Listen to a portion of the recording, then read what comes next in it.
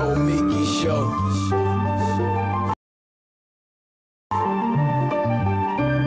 The Nomiki Show. Clash momentarily for class solidarity. Cash circulating, give the masses back its currency. Greed from elites, oligarchs stay fed. Deep state, faith fed, everybody break bread. Racism, homophobia, sexism, religion in this melting pot we live in. Time to build a new system, unionize labor rights. Highlight the issue, talking heads left is best. The saga continues. The Nomiki Show. The Nomiki Show. The Nomiki Show. The Nomiki Show.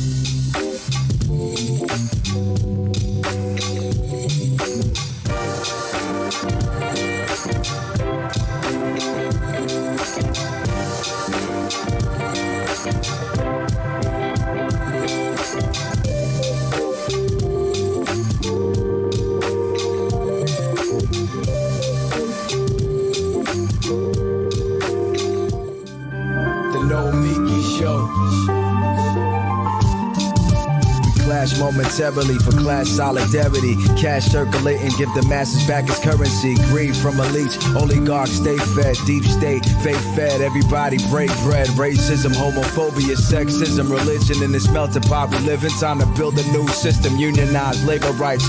Highlight the issue, talking heads left is best. The saga continues. The Nomiki Show. Hello and welcome to the Nomiki Show. What a year it's been. Oh, just lovely. We're still here in this pandemic, fighting off the latest strain of COVID-19, which is, of course, the Omicron. I'm a Greek, so I have to do my little duty of teaching you how to say Omicron. And, of course, the Delta. That's the Delta virus, which still exists. Hoping that we get through this pandemic, but we will see. There's a lot of other things that are happening. There's a lot to discuss, so we'll try to do the best ofs, I guess. Oh my God, this literally, I want to play the whole thing because it is something that my jaw dropped, and I think it's part of a trend with the right now. They have these like superhero videos. Can we play that clip of the new congresswoman? Because they like to be called congresswomen on the right, not congress members. That's what Fox News told me. I'm Lauren Boebert, and I approve this message. Cut. That's a wrap.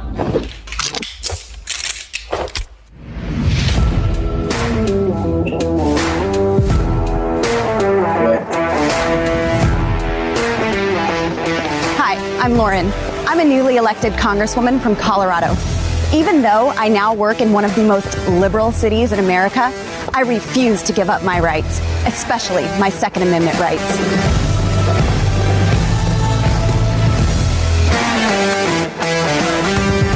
Will carry my firearm in D.C.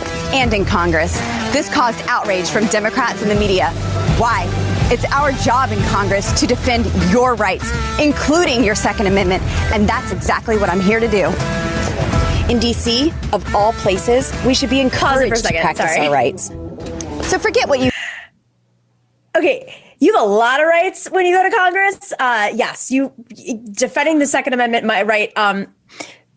I don't know if there's any militias in Congress or not, but you also have the ability to declare war on people. I mean, what the? Joshua's face. All right, I hadn't seen that before. That was amazing. Oh, that was amazing. It gets better. Let's keep playing. Oh my God. Oh my God, this is hilarious. Oh, it gets better. You hear in the fake news, here are the real reasons why I choose to defend myself in our nation's capital. I'm a woman and a mother of 4. I choose to defend my family with all of the force the Constitution provides.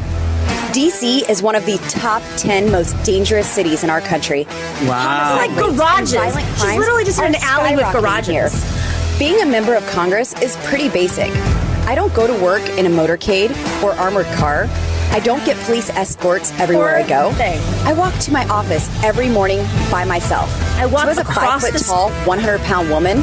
I choose to protect myself legally street, guys. because I am my best security. You can keep her on screen. So she's like, I walk to work. I walk from the Russell Building across the street to Congress, or I take the tunnel that's underground. By the way, those streets are closed off, and there's all the $2 million townhouses, at least average, around that neighborhood. And she was like, oh, I need to make it look slummy, so I'm going to go into the garage alley. That's all right. Keep playing. Well, and she's also. I grew up in the DC area. Like it's gentrified as hell right now, anyways. But even though there's nothing going on in that part of town where you feel like you're about to get one from like that, it's not that part of town. And the way she's describing it, I mean, like it's an obvious dog whistle. She's like, I need to protect myself from black people. We're in DC. It's dangerous for a white woman. Yeah. Okay, let's get to that in a second because I have a theory behind this. Let's keep playing. My best security. One of the challenges of working in D.C. is people here don't understand how we live in real America. The Second Amendment is part of our lives. Gun ownership is cherished, and it makes our little towns safer. As a young woman working late nights at a restaurant, I learned real fast how important it is to defend myself. After a violent incident outside my business, I took advantage of Colorado's open carry laws and began to carry at work. My waitresses asked if they could open carry too, And now Shooter's Grill has mandatory firearm training and target practice available for my staff, most of whom are young women. Educated, law-abiding gun owners are the safest people in America to be around. So when anyone comes in to limit the rights and safety of my family, I'll tell them exactly what this mom thinks. I am here to say, hell no, you're not. I have 4 children. I'm 5'0", 100 pounds. Cannot really defend myself with a fist. So all you're going to do is restrict law-abiding citizens like myself. So this is why I choose to defend myself and my family. Not only is it my right, but it's a right I was sent here to protect from Rifle, Colorado. So if you see me in DC, say hi. You're safe with me.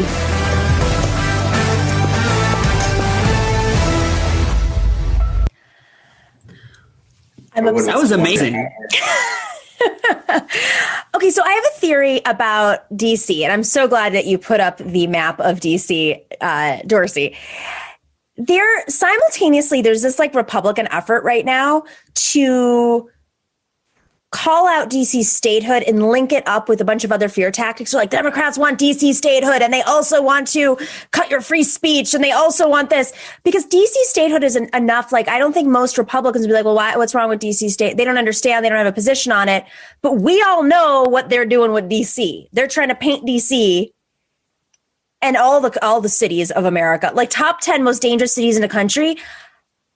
American cities are safer than they've ever been right now. There's a little bit of a surge since COVID, but they're literally safer than you. Top 10 worst of an era where cities are safer than ever. It's racist. Oh, absolutely. I mean, there's so much to unpack. Well, I mean, yeah, I'm still absorbing that. I mean, the whole thing is it's cartoonish and it's also, I bet you, really effective and compelling for its audience. I mean, it's really well done.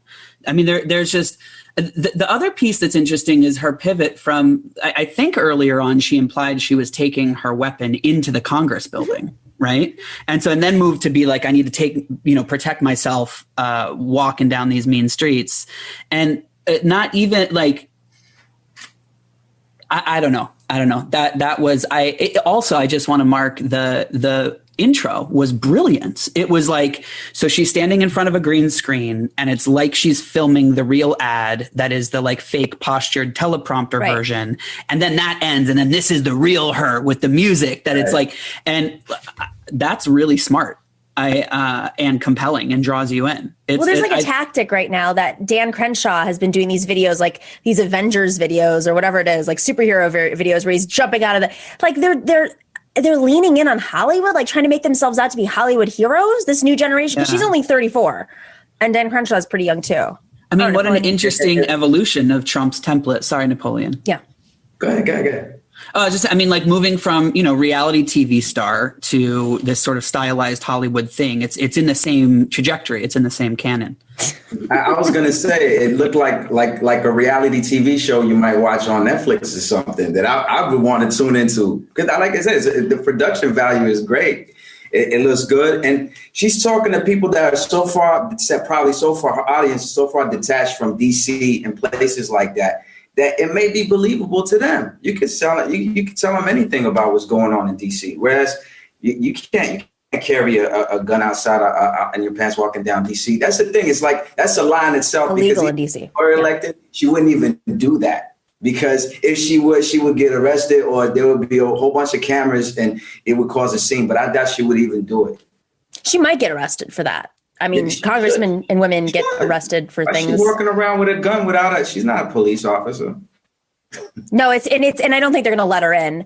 I mean, you do get to pass through security, but man, I mean, what's also interesting about her, I'm just reading a little bit about her background. She used to be a Democrat until, her movie career, probably. She actually lived in Aurora, Colorado. It's not where she lives now, but Aurora, Colorado. Are you kidding me? And she has the nerve to lean in on her gun rights. And that's kind of how she made her career. She has this restaurant in which she, this is insane. She, in this restaurant, like everybody, as she mentioned, she allows them to take guns into the restaurant. And then here's something that happened in September 2019. This is a part of the video. Beto O'Rourke was at an Aurora town hall meeting during the 2020 presidential campaign over his proposal for the gun buyback program. It is a very important issue in Aurora, as you may know. And she got up and said, hell no, you won't take our guns. And that kind of began her career as being this advocate. I mean, she's like the new Dana Lash for the NRA, which is an interesting take on this too, because NRA is being investigated right now and is going to be dismantled likely. I'm really curious, like, what the evolution of the right-wing gun-toting Republican is going to be in Congress without that massive lobby in their ears at all times. She's like, screw this. I'm leaving Aurora and moving to Rifle. There I'm going to belong. Does she really live there? Did you catch that in the ad? She's like coming straight to you. It's called Rifle. I'm learning so much about her and her Wikipedia page. Yeah, she literally, a restaurant in Rifle. Her town is named Rifle. Wow. I mean, okay, here's what there's a lot of, obviously I think this is ridiculous, but there's a lot that I respect about this ad and how effective it is. But the layeredness, she's like, I'm going to talk about guns as a metaphor, as a cultural issue, talk about it as the name of where I come from. I'm going to use it to like repudiate DC itself of the people who live here and Congress and like low key threaten to shoot members of Congress. And like, I mean, there's just like, and like use that all as a way to talk about rights. It's smart. What'd you say, Napoleon? I said, and gender too. The fact that she's a woman and everything like that. She's a gun-toting woman and such an American, quote unquote, message. You know what I'm saying? Yeah, they might tackle her. She's walking in the tunnel underground into the Senate, to the congressional chambers. Oh yeah, okay. Unreal. This is really just, and I just found out that she has expressed support for Q, but later said she's not a follower of Q. So it's, because she wants a future in Congress. This is the new the anti-squad, whatever that group is called. This is what's coming for us, guys. This is the future of right-wing America.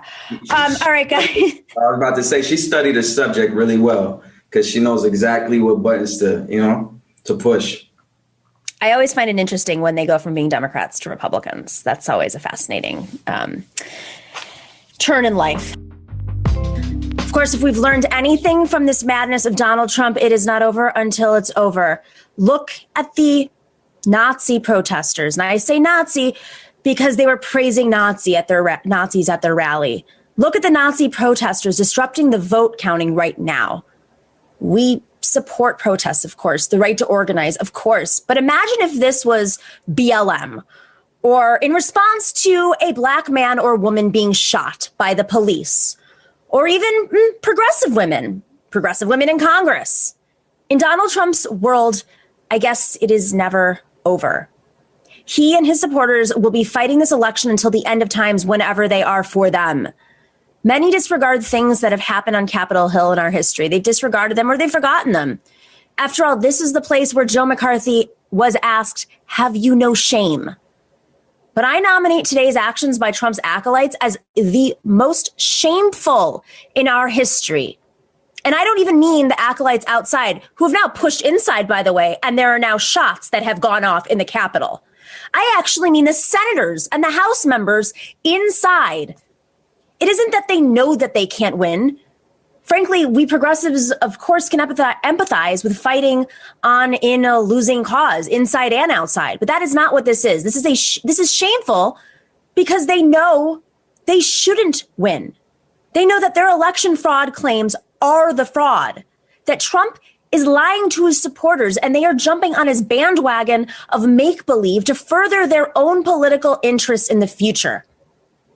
This is the most corrosive political behavior I have seen in my lifetime. And I ran for office against the New York machine and the tabloid media in the city.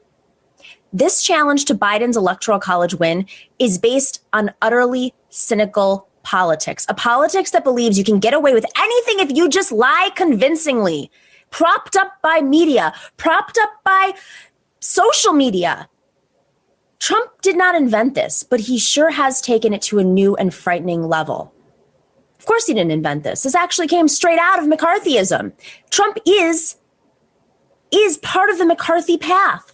He learned from him. He learned from Roy Cohn. He learned from Roger Stone. They all worked together. So what a legacy. Who's next? Senator Cruz, Senator Hawley, the rest of you pursuing this phony challenge, have you no shame? At the same time, let's be proud of the voters of Georgia. Raphael Warnock won a solid victory, and Jon Ossoff is ahead right now by more than 11,000 votes that Biden carried the state by. To Trump's frustration, this is why he's angry. This is why he's lashing out.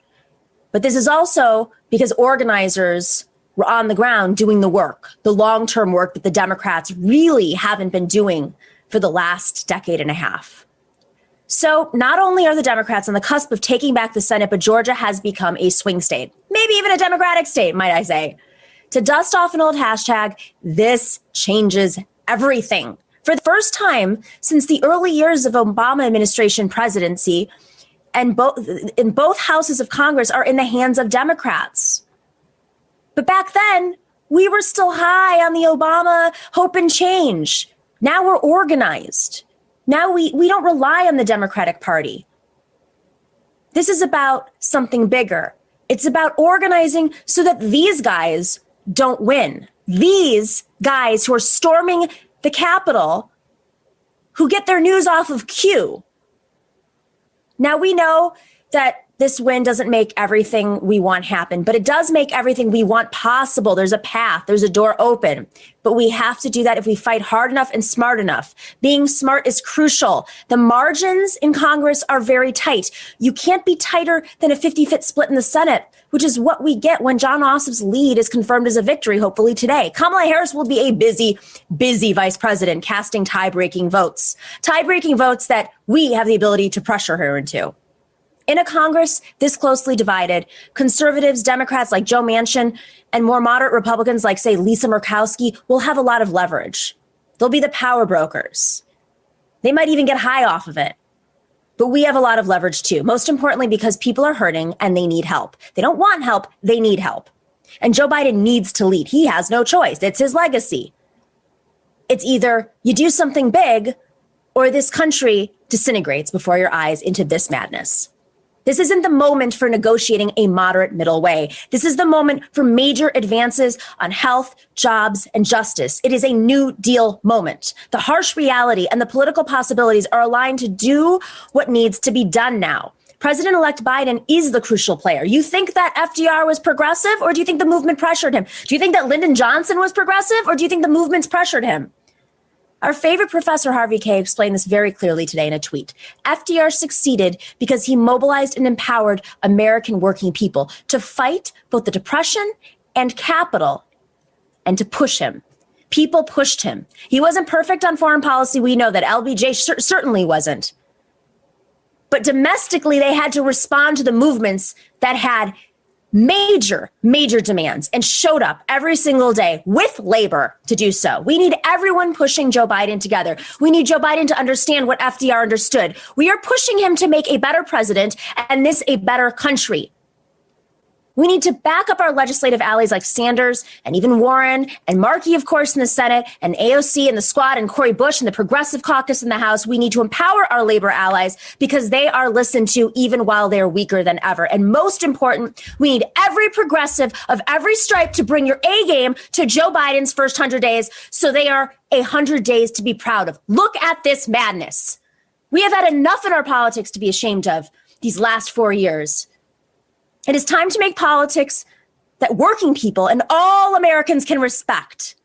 Because this is what we're fighting. If we are not organizing, these people win. If we are not strategic, these people win. And who are these people? These are the people bringing firearms into the Capitol and chanting Nazi Hitler slogans outside the Capitol. Do we want this to happen? The lines are clear. The lines are clear. This is why solidarity matters. And this is why we have to support progressives stepping up and fighting this. The attack on our Capitol made things extremely clear yesterday. We have to restore reality or we are going to lose everything. There were some pretty strong statements from Republicans, of all people, about how Trump's lies and misinformation, disinformation, incited this insurrection. That's true, and he must be held to account for his dereliction of duty and abuse of power. But there is more here, and we need to face it squarely. Orr Corrin is a professor at Indiana University and an expert on political violence. Let me read you a bit of what he said in this interview yesterday with The Conversation. I quote, "What hugely contributed to all of this misinformation, people mobilized based on a conspiracy theory with no evidence. I think this is a major problem, and that has to be addressed. I don't know how, but it is really crucial to address this underlying problem, that people believe in what they feel is real, not what is real." You could really hear this corrosive alternative reality at work yesterday. Check out these interviews by British television with the rioters inside of the Capitol. Let's play that clip real quick. Hill police officers, this was a losing battle. This is exactly what was feared, but in no way is this a surprise. It has been fueled by the president's rhetoric, and it's increasingly clear this election has not healed the wounds. It has simply amplified them. We followed the aggrieved and infuriated Trump supporters as they stormed the building. Through broken windows and doors they had forced open.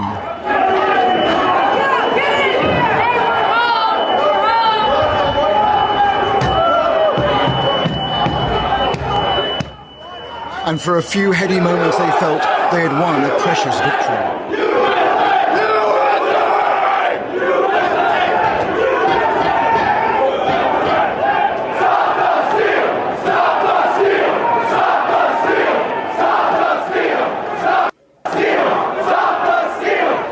Now in the very heart of the congressional building.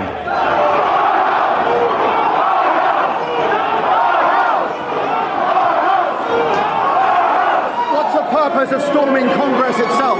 Because they work for us. They don't get to steal it from us. They don't get to tell us we didn't see what we saw. We respect the law. We were good people.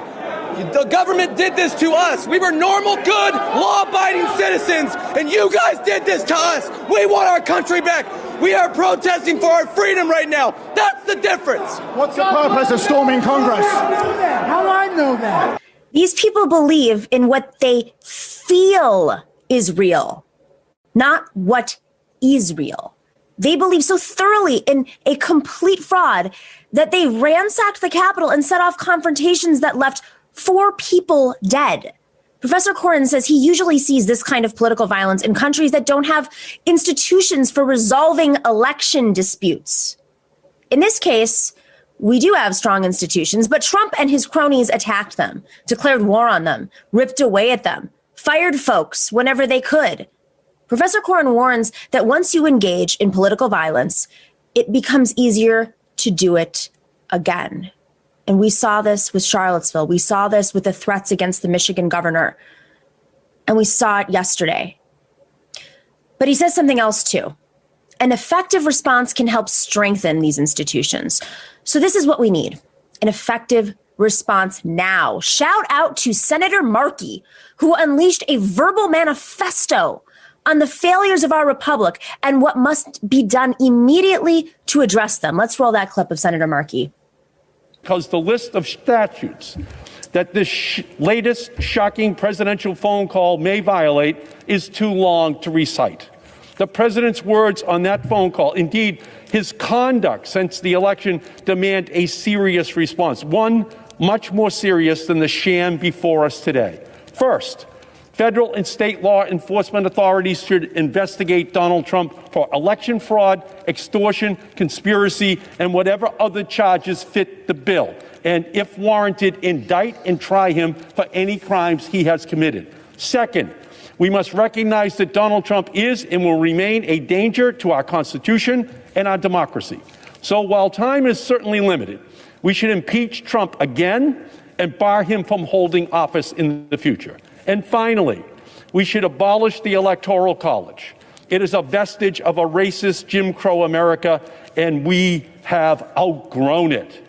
Every person's vote in every state should count just the same. One person, one vote. Election fraud and reform are very serious issues.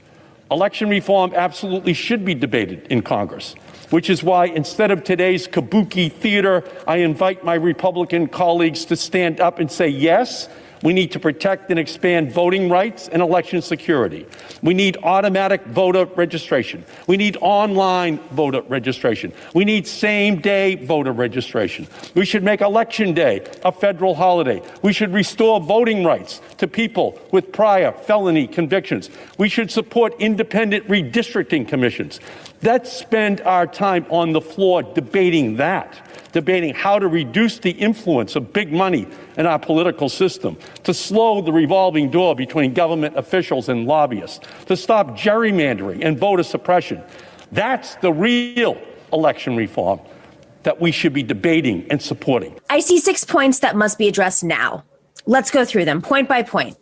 Obviously, number one, every insurrectionist identified as having been inside the Capitol must be prosecuted. We already know who many of these vandals were, Proud Boys and Q followers. They won't be hard to find. Folks are already doing investigative work and recognizing some from other events or skirmishes. Number two, the inciters and the enablers must be held to account. Trump is, of course, at the top of this list. Impeach him or remove him through the 25th Amendment or indict him on January 20th. Both parties and both houses should surely censure him for launching an attack on them. But remember, Trump had a lot of help. It was Giuliani who said, settle the election by combat. Number three, there are U.S. senators like Ted Cruz and Josh Hawley and the other political bottom feeders who played politics with this tinderbox. This has to be a limit. There has to be a limit. Enough is enough. If Republicans reward them for this, then we know which side they're really on. I thought they were they valued institutions and democracy. So Senator McConnell, Senator Romney, Senator Graham, did you really mean the words that you said in those nice speeches from the floor of the Senate yesterday? Then you can't stop there. The Senate sets the requirements for its own members, even ones who think you need a Trump coalition to win the presidency in 2024. Number four, a special mention here for the 121 Republicans in the House who voted to overturn electoral votes for Joe Biden. After their offices were stormed, windows were bashed, guns were drawn, and 4 people died. How can this be? I'll tell you in one word, gerrymandering. And that's why Senator Markey mentioned that. The dark conspiracy between Democrats and Republicans in state after state has come home to roost. Those safe districts are really just political filter bubbles in which the only thing constituents are kept safe from is reality. Number five, now speaking of filter bubbles, the time has come to reckon with these big tech companies.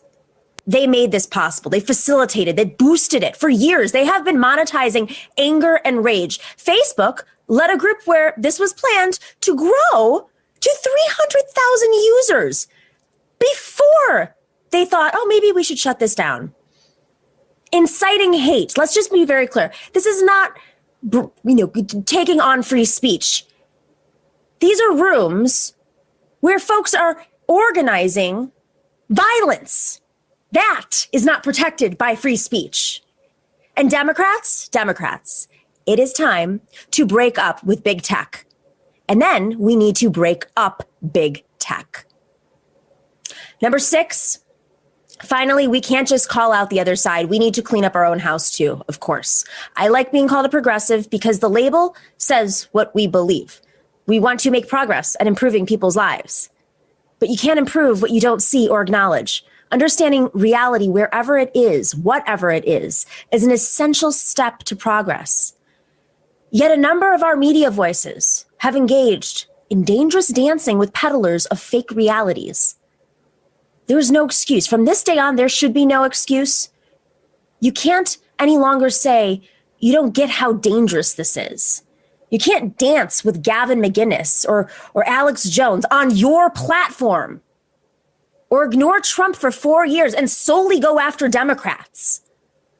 Or in the lead up to this right-wing, well-organized effort Make everything about channeling the progressive movement's energy into going after the squad and anyone who called you out on your side.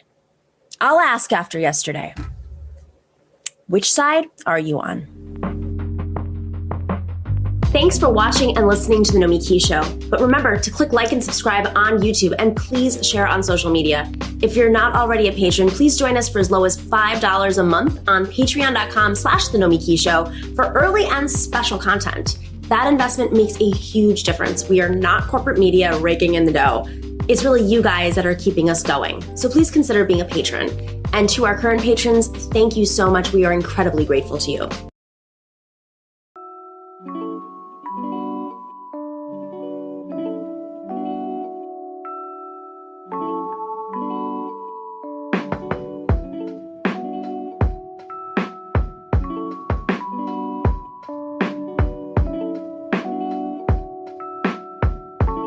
A lot of lessons in the last few years as progressives in the progressive movement. We've learned how incredible it is when we see progressives win and what it takes to win. But we also have seen a lot from the losses and learned a lot of lessons from what happens when there's a narrow loss, or when endorsements don't come in early enough, or how a campaign should be structured, and how, progressive campaigns, working class campaigns, are very different than the establishment campaigns, and the entire methodology is different.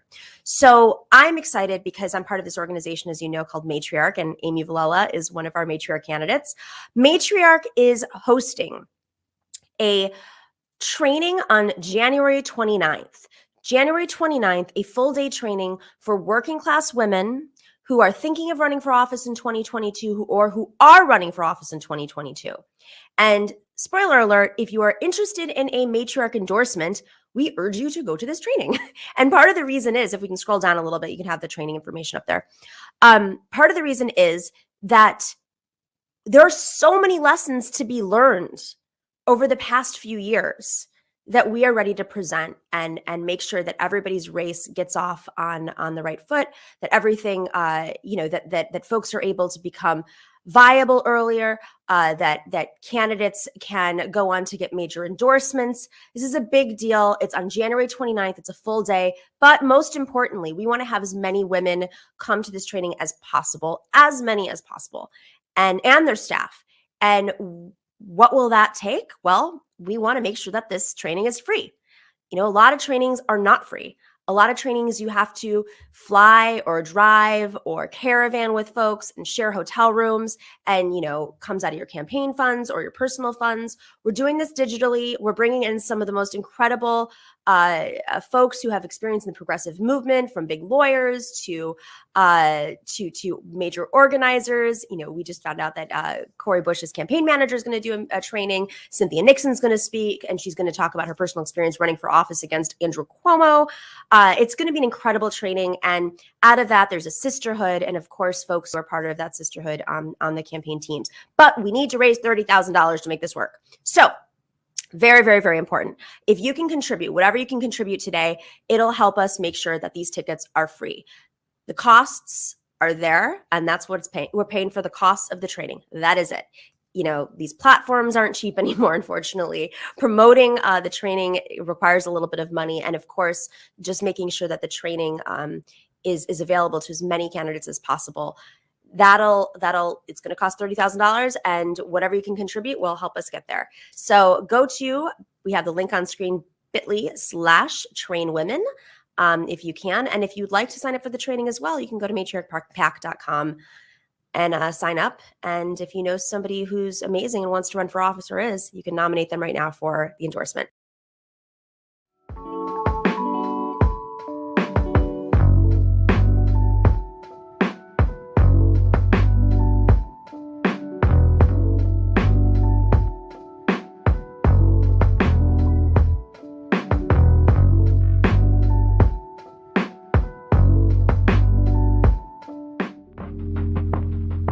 So I want to go back to our favorite Congresswoman again, because there's just so much content. This woman was just elected. On one hand, you have Cori Bush, who's just accomplishing so much in her first week. On the other hand, you have our favorite Congresswoman, Lauren Boebert, I believe is her name, if I'm going to say it correctly. she has promised to carry her weapons into Congress. She reached a standoff with security after being asked to pass through a metal detector and leave aside her weapons. So my new favorite Congresswoman, Cori Bush, the Truth and Consequences lawmaker, she's a national treasure. Let's show her response to this. There was a strange thing that happened on the floor tonight. I know you weren't there, but we've been getting reports. I think due to security concerns, which frankly are a little unnerving, which I think are some Democratic colleagues a little concerned about their Republican colleagues, there were magnometers, metal detectors placed for members to pass through on entrance into the House chamber itself, so that members who are carrying, Lauren Boebert, freshman member who's very vocal about the fact she wants to carry, there was then a standoff and a bunch rushed around or rushed through, or one knocked over apparently a Capitol Police officer or bumped into a Capitol Police officer, I should be precise with my language, and have basically just evaded it and said, this doesn't apply to us. And I know you're not there. That's what we know so far. I mean, more facts, but just your reaction to that. Many of the people are the kinds of people I think that voted, to overturn the election as well. So when I went in, I didn't see that take place. There was a line of people that were waiting to go through the metal detectors. So in the place where I was, people were just waiting in line and we went through without incident. But for those that did that, first of all, we're talking about your job. Let's just look at it from the most basic level. If you work at McDonald's, you have to wear the uniform or you're not working today. If you are, wherever you are, when you're told this is what you have to do, this is what you have to do, or you're not working. And I don't know, maybe it's because I don't know, have they ever had a job before? Also, how do you get on a plane? You have to go. So to say that this is against your rights, do you rush through and not go through the metal detectors when you're trying to get on a plane? Like, that's a bunch of bull crap. Again, that is them trying to push the limits as far as they can. We have Congress members who have said that they want to carry their guns on the House floor. We have Congress members who bring their guns to our office buildings. This is where we should feel safe, but you're bringing your guns to the office building. I don't feel safe around that. Many people don't feel safe with that. And you know what? If they won't abide by the simple things that this job calls for, then go find another one. Amen. I love her. That's the kind of consequences I would love for these people to face. Like, if you're not going to just abide by the rules of Congress, then why are you there? You should lose your job, or or at least you shouldn't be exactly as she said. You're not working that day. If you're not going to wear the uniform, you're not working today. Dare I say, guys, let's think about something that's very important in this moment. We have a Democratic House, we have a Democratic Senate, and we have a Democrat for president. Now, if they go all soft and willy-nilly and forget about this moment as soon as we take control of the reins, then we know how problematic they are. But we can change this. Nancy Pelosi can literally say, all right, this is what we're passing today. And that law might have to be, guess what? In Congress, in my building that I control right now, and the building that I control right now, you cannot bring guns into it. And if you're not going to be able to be seated. And if you and you're not going to be able to vote for anything. Right. That is something that Congress can do. We black people in Georgia gave y'all a U.S. Senate. We black people in Georgia. I keep up bringing up black because I'm blackity black. But we keep on saving y'all behinds. So when Cori Bush says do something, just shut up and do it. That's it. I think you make the point of there's going to be complete control. And the reason why, again, Jim Jordan, who was on the floor of the House just screaming all day, someone like Marjorie Taylor Greene, who's from Georgia, Lauren Boebert, she was in a swing district, actually, so we can get her out in 2022. But all these people feel confident that they can do this because they're so gerrymandered. Their seats are just like Jim Jordan's looks like an actual duck. Right. It's so gerrymandered. And down in Georgia, they're going to try and pass more voter suppression. They want voter ID on absentee ballots. I don't even know how you do that. And so with Democrats having power, they need to expand. They need to pass more voting rights, a better Voting Rights Act, and then, expand the Supreme Court, because otherwise you can pass as many laws about what you got to wear on this. I think we got to do it, right away. No guns, obviously. You got to wear masks. You got to dress the part on the House floor. But unless Democrats expand the Supreme Court, pass more voting rights, more of these lunatics are going to keep coming in over and over and over again to the Congress. And look, Democrats only have a thin margin in 2022. They could easily lose. And the Speaker of the House could be like a QAnon person by 2026. That could easily happen. So unless they do something now with the power that they have, the party will be gone and sanity will be gone. And I think that's ultimately what the Republicans, that's why Mitch McConnell's staff is whispering to the press that he's fine for impeachment, because they want to have their Republican Party, the Kevin McCarthy Republican Party. They want to block any of these Q people from joining because they can't, number one, they can't control them. And I mean, that's pretty much it. They can't control them and they don't want to have to rely on their votes. I think what's been exposed over the last few days, but through the last few weeks, but really highlighted the last few days, is the complacency, even on our side. The need for solidarity. We talk about this all the time as friends. The left, solidarity is not a hashtag. We have very little leverage right now, and the leverage we do have should be used carefully and thoughtfully, and definitely not against our allies. So I want to play friend of our show, Andrea, has this new YouTube channel. You got to go check it out if you haven't already. But I want to play pieces of a clip she did yesterday, and it was, I thought this is what we've got to hear right now, because the line is drawn, and I think she made a really good point. So let's do the first part of this clip right now. These are fascists being funded by fascists to enable fascism. That's what this is. They know that if they are able to convince maybe margins, 1%, 2% of left-leaning people that this coup is okay, maybe they would be more likely to get away with it. That's what these people's purpose is on this planet, is to carry water for fascism. Let's dissect that real quick, because I think she's addressing folks who platform people who are frankly fascist, Gavin McInnes, whether it's Alex Jones, Gavin McInnes, or Gavin McInnes, or fascist lights, partner with them on stage and do world tours. Like, I'm on the left and they're on the right. Isn't this fun? But as far, or even further, leftists who don't speak out against this and maybe channel anger in these moments into different directions, or even worse, just straight up apologize for it. So I come back to Antifa, and I will. This is why.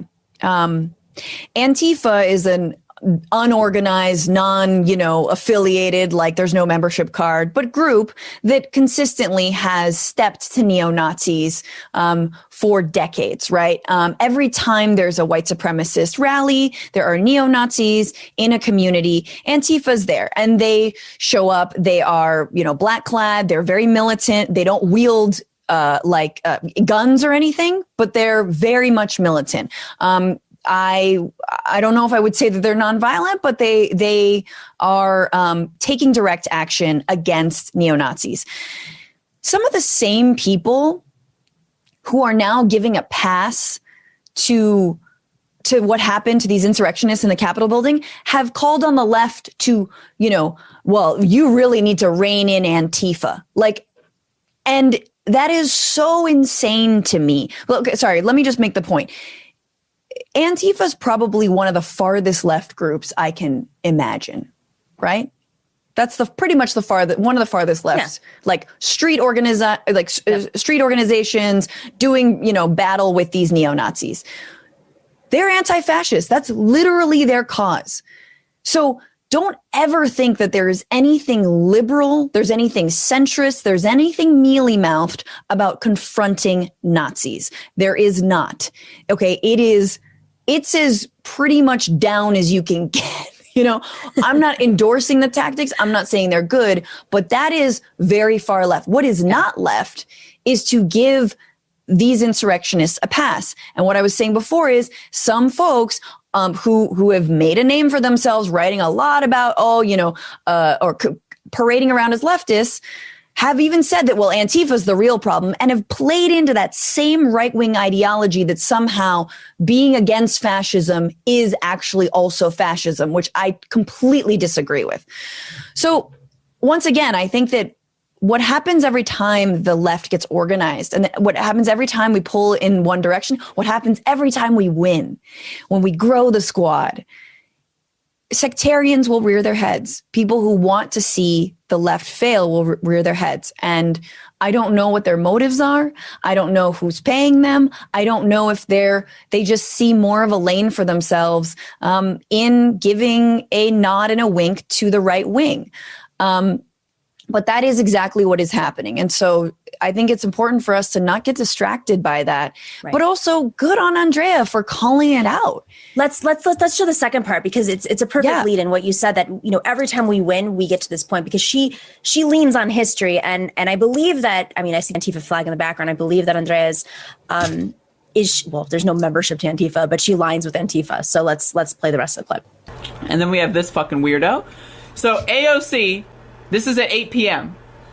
After pipe bombs were discovered at the U.S. Capitol, this dumb motherfucking fascist goon decided to mock AOC, who was currently at this point barricaded in an office, scared for her life, because Republicans, at the behest of some of the force the vote people, know that AOC is an enemy. AOC has higher name recognition in Republicans than she does in Democrats. The reason is because they want to kill her. This person, JV Graz on Twitter, they've got like 30,000 followers or something, right?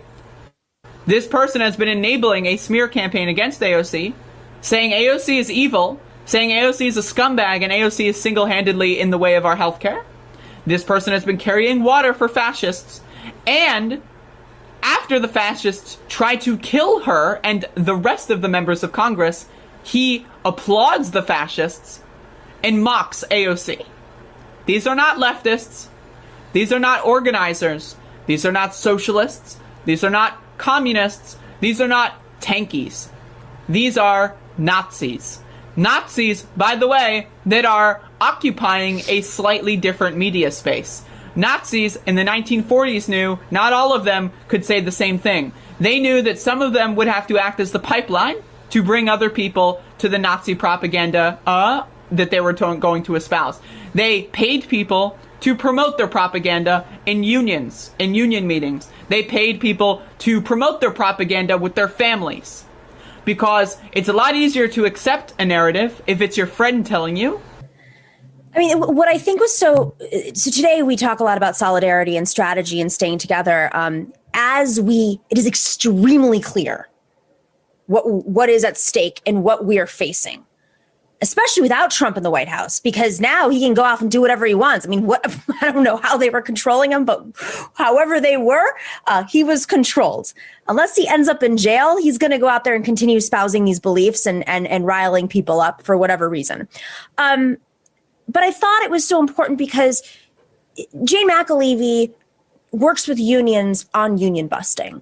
Mm-hmm. These are strategies that have been used for hundreds of years, not decades, hundreds of years, to break apart revolutions, to break apart the left, to put instigators in, to pay off folks, to whatever it is. But solidarity, and that's why we always say solidarity with labor, because it's very clear when you align yourself with labor that you're there for working people. And I think what's very missing from this conversation with a group of leftists who are, I don't know, praising the guy who sat in Nancy Pelosi's chair and stole her mail and saying, good, he would lead better than, what?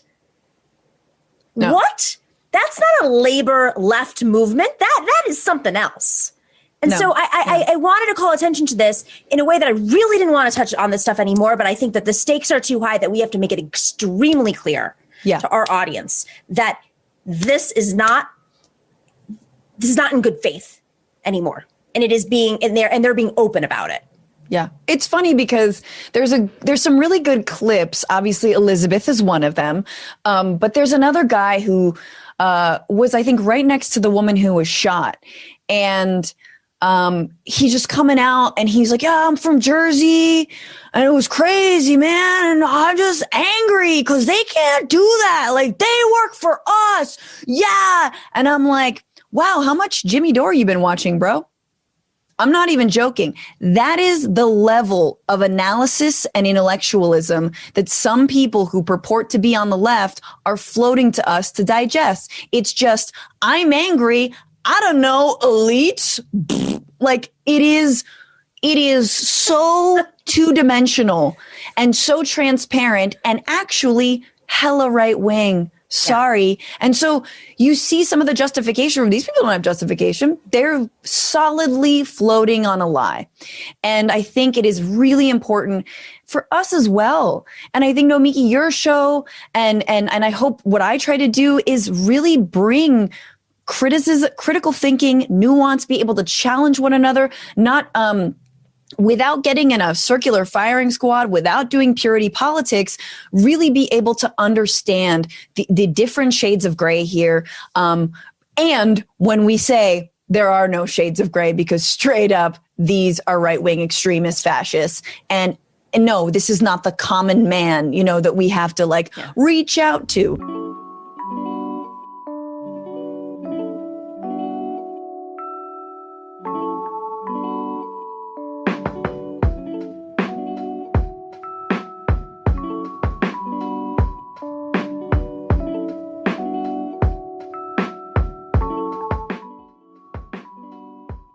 It's in times of crisis a leader is tested. It's in moments like these. Throughout history, leaders have risen to the occasion, put forward bold ideas like the New Deal. History reflects well on our leaders who have stood up to corruption and who have declared that the buck stopped at them. But history, recent history especially, also just depicts people in positions of leadership using their platform for personal political ambitions during times of crisis. Now, don't get me wrong. Being a responsive governor and an ambitious governor do not have to be mutually exclusive. But when there is a leadership vacuum, especially in New York, the media capital of the world, and now the center of the COVID crisis in the United States, when there is a leadership vacuum, and in New York, the president's home, where you also have politics at its finest, there is a prime opportunity for a strong, articulate, calming force to declare what's real and what's not, to declare what needs to be done, to just show up and admit that shit's bad, to appear to take charge, and to point at the foe of most New Yorkers, President Donald Trump. Now, let's be real. New Yorkers, we love a good fight. We love the brutal honesty. We love the spicy political bickering between politicians and sometimes the press. We love those saucy New York Post headlines, even if we're ashamed to admit it. But if there's one thing we have learned in the last few years, not all New Yorkers love Governor Cuomo.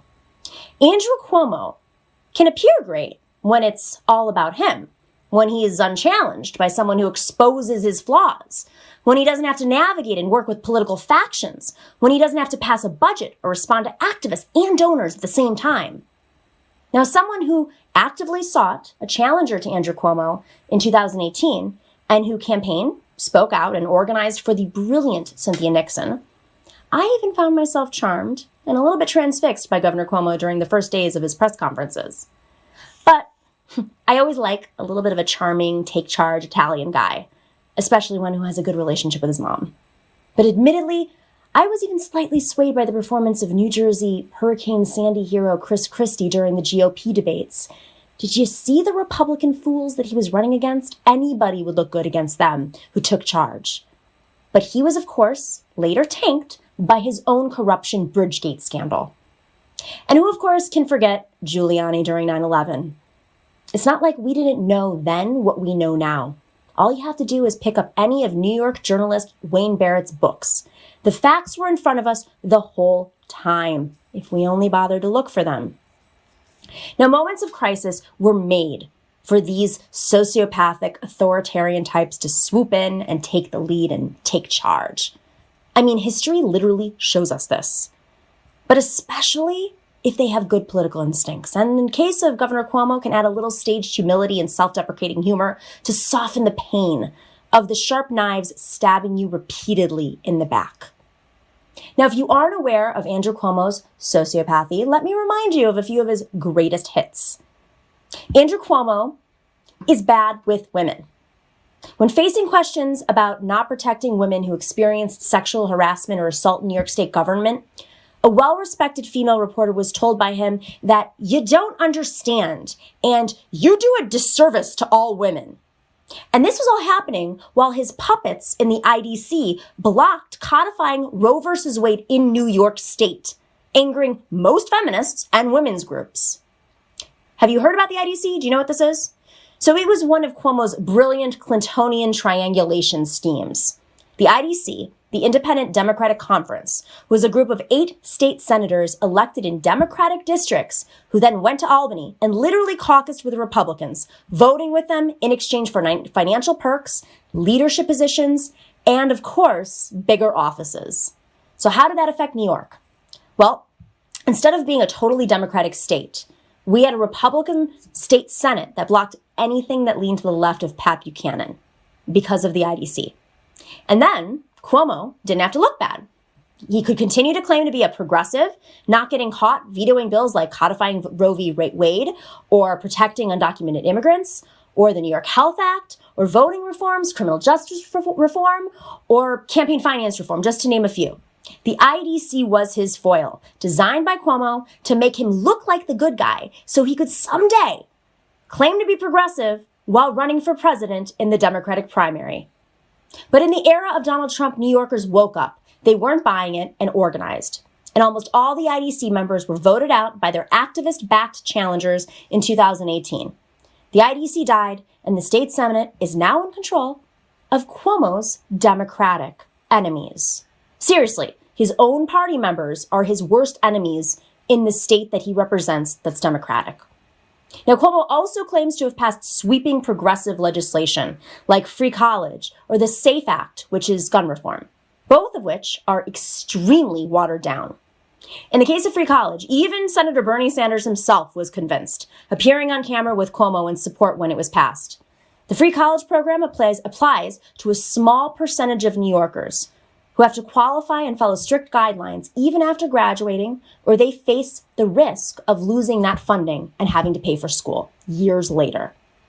Cuomo took triangulation to another level, finding the most creative ways to appear to be progressive while taking the same real estate developer and charter school money that the New York Republicans and their IDC cronies took. But wait, there's more. During Governor Cuomo's first successful campaign for governor, he also ran in 2000 before he was attorney general and he lost. So when he ran for his first successful campaign for governor, he ran in the midst of a massive corruption sweep in New York state government. So he famously campaigned against corruption, and once he took office, he established the Moreland Commission to investigate public corruption. But then, poof, magically, the commission was abruptly shut down in the midst of many investigations, one which landed right in his executive office. What was the result?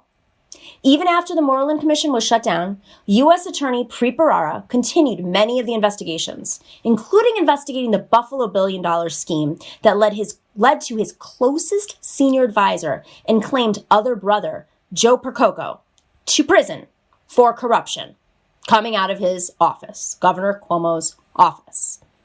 Now, just yesterday, Cuomo moved the presidential primary to June to coincide with the congressional primary.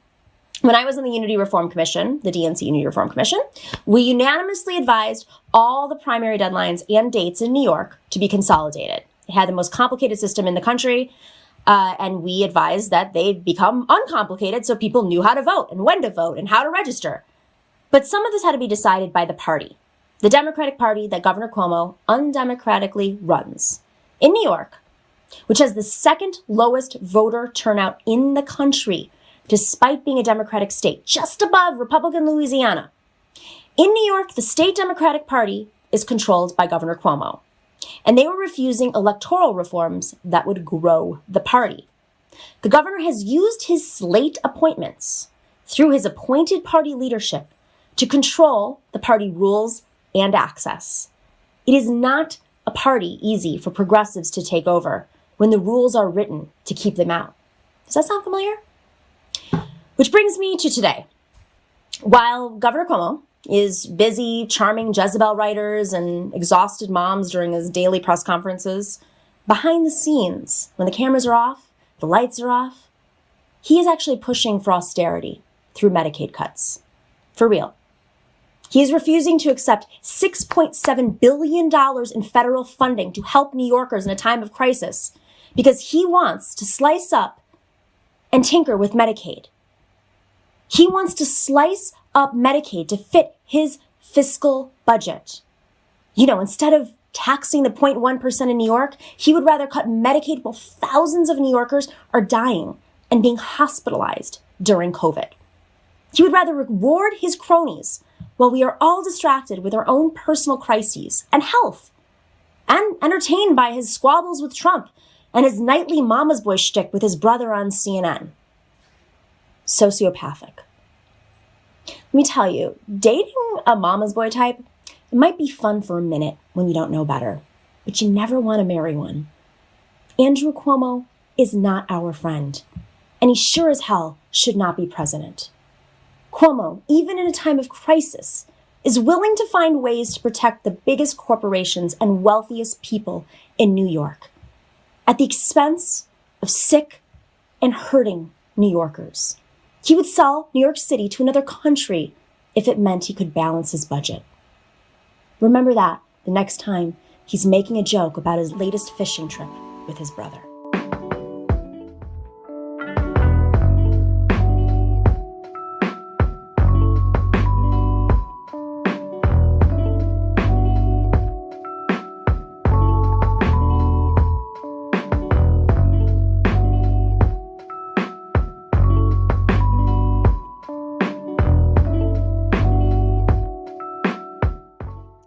You guys know, but I'm not a millionaire or a billionaire, and this show is not getting Fox News ratings. We don't have Fox News advertisers. That's called independent media. And even in independent media, there are hierarchies. There are folks who are getting ads from big sponsors. They're getting boosted by other companies. It's a complicated world we live in, but we are truly independent. We're an absolutely independent show. We do this show on a shoestring budget because we know what it takes to get this out there. And if I were doing this for the big bucks, if our team was doing it for the big bucks, it would be different. But with that, when you take that big money, it also changes your priorities. It changes the types of stories you can share, the types of guests you can have on, the honesty and the authenticity that you can share with your audience. We are not part of that. We just decided. I mean, I have worked in the news industry, in the media industry for a long time. I think almost a third of my life at this point.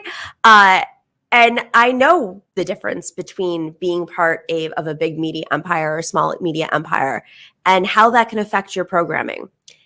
We don't let it do that. And part of the reason, actually the sole reason, is because we have patrons. We have patrons like many of you who've been supportive all along, who've joined recently, who've come in and out because, let's be real, the economy is tough. But when you go to patreon.com/The Nomiki Show, we have all different levels, and we also have swag. We're going to be doing some special stuff for our patrons in the coming year. It's going to be very exciting. We have really exciting announcements after the new year. And our patrons are the first to know, and they get the extra content. They get, some of the things that we're going to be putting on. I can't tell you yet. But if you go to patreon.com/The Nomiki Show, I promise you it makes a big difference. We are a growing community. And I know I've talked about this before, but I think it's worth sharing again. There are very few media shows on the left that are solely hosted by women. It is harder for women to break through the systemic barriers of these algorithms, because the algorithms are really skewed towards male audiences and hosts, but the audiences are, and I think ours is probably one of the stronger, 80%, 90% male. I'm not kidding you. So it's important. This is part of that ecosystem. Google is not creating an easy pathway for a lot of people, especially people of color and women of color. And it does take a lot to put on these shows. So patrons are a big part of that. I just want to thank all of our patrons right now for being so supportive. This has been an incredible process, an experiment in media over the last few years. We're going to be doing some really exciting stuff.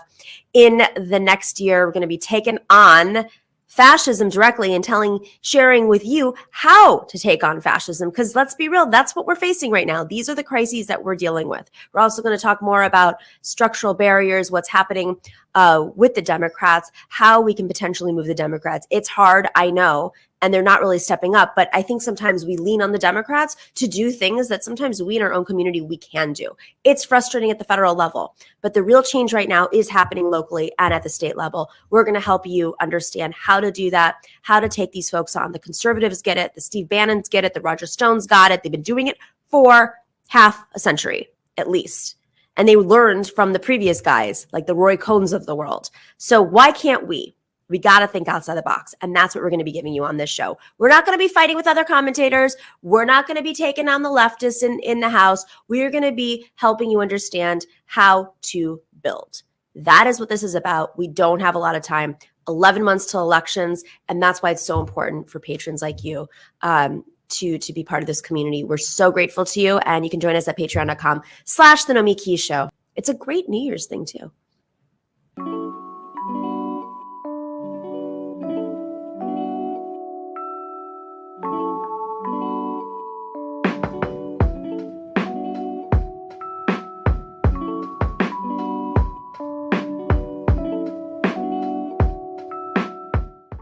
The margin of win was smaller than that of between Hillary Clinton and Donald Trump. And it wasn't because of sexism. It's because I believe, this country is a little bit more conservative than we want to acknowledge. I'm not saying that it is totally conservative. I think it's a bit more conservative than maybe we all feel. And a lot of that, I believe, has to do with the fact that the Democratic Party is just basically non-existent. Right. Sure, we can get $15 minimum wage passed in Florida, and that's great when you lead with certain issues. But especially in states where the work has been done. I mean, there was a lot of energy, and say what you will about Florida, there is organizing there. Yeah. But there are plenty of parts of the country where there hasn't been. And the Democratic Party just puts somebody up who's, like an Amy McGrath who's going to be running again.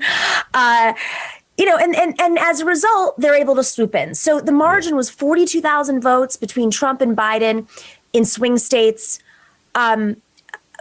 I'd love to get your thoughts on this, because I feel like they're just coasting. Yeah. And coasting, you don't coast when you barely won. Right. No, exactly. Right. I think so.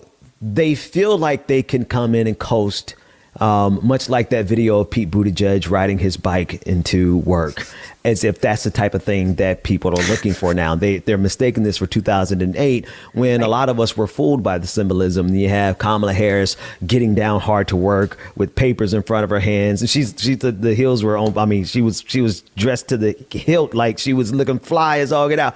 That don't matter. It does not matter at all. The people don't want Instagram leaders. The people need everything that we voted for. We voted for $2,000 per American, right? We voted for $15 an hour. They ran on that. They said they were going to do it, and now they're abandoning it in exchange for near tendon. And I'm really like, I wonder how it works in their brains. Because are they not paying attention? I think they're satisfied with the spoils of their victory, and they're so enamored by the fact that they're now moving into Washington, D.C., and they're taking all of these important positions, and they're getting all these new notorieties. They're secretary of this and undersecretary of that. But they're missing a really important point. The American people don't care about that. The American people sent them there to do stuff for us materially. But this is just sort of the dynamic that's existed for the last, since neoliberalism took over the Democratic Party, that the Republicans ginormously F up, Democrats get elected, they coast on imagery, they coast on charm, and then it paves the way for the next Republican to come in and do more damage. Exactly. Yeah, no, they have not learned. They're still running the 1992 playbook. Right. Mm-hmm. They're running the 1992 playbook, both in terms of their political strategy, but also implementation. Joe Biden honestly believes that there's a way that he can work with Republicans as if they're going to have some type of epiphany. And Republicans are just sitting back, salivating, laughing at the fact that they're going to steamroll over him every single chance that they get. And because Democrats won't even make this a referendum on Republicans not wanting to help the people, because they're demonstrating themselves that they don't want to help the people, it's going to make it that much easier for Republicans to catalyze their faux populism, and actually, quite honestly, they're nationalized populism in order to get power again. So all the Republicans are going to have to do is say, look, the Democrats didn't take care of you, and we will. Case closed. 2022 is a wrap. No, that's exactly it. And that's basically what Biden wants anyway, whether or not Biden stays in office or doesn't. I mean, if he keeps the presidency by some miracle, I never thought that he wanted to win the Senate in Georgia. And you're in Georgia. I mean, did you feel, I mean, there was organizing happening from Georgians in the state, but did you feel that the Biden administration or the campaign was fully invested in Georgia? Is it like, what was the dynamic there? You know, I don't know if that was a product of, I know exactly what you're saying. And because in terms of like advertising, if you just look at advertising alone, you would see an occasional Joe Biden ad. And again, occasional is all relative. You saw a lot of Joe Biden ads, but the area was completely saturated with every other organization that was organizing on the ground, every other political action committee. The people that are on the ground were not associated with the Biden administration or their victory team or any of that. It was all local organizing. I would say it was like 99-1. So I don't know if that was a result of them not being interested, but I do see what was the purpose of us winning those 2 seats, right? It almost would have been better for Joe Biden to not have won those seats, because then they would not have been held accountable. But now we gave them those seats, and now they're still not doing anything. Yeah, I mean, that's ultimately, like they're more interested in negotiating with Lisa Murkowski or setting her up to pretend that they're negotiating with her, rather than bending the will of your own Democrats. I mean, there's so much. It's like they're looking for the excuse, and the excuse is Joe Manchin, but you're the effing president. Right. And you can get on the phone, and you have to show your leadership, show your power. Lyndon Johnson, you're also a creature of a Senate. Where is the Lyndon Johnson in you? Why aren't you demanding people come into the White House and talk to them off of your toilet? Like, literally, where is that? No, I mean, Johnson reference. No, honestly, it's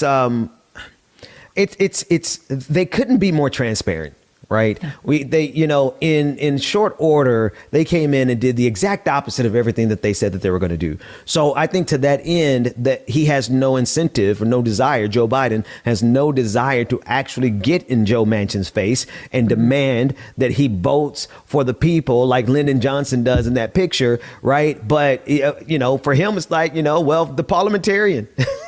Throw my hands up. They can't do anything. So, of course, he's not going to say anything to Joe Manchin, because he won't even say anything to an unelected official. That's right. Okay, so this is all happening.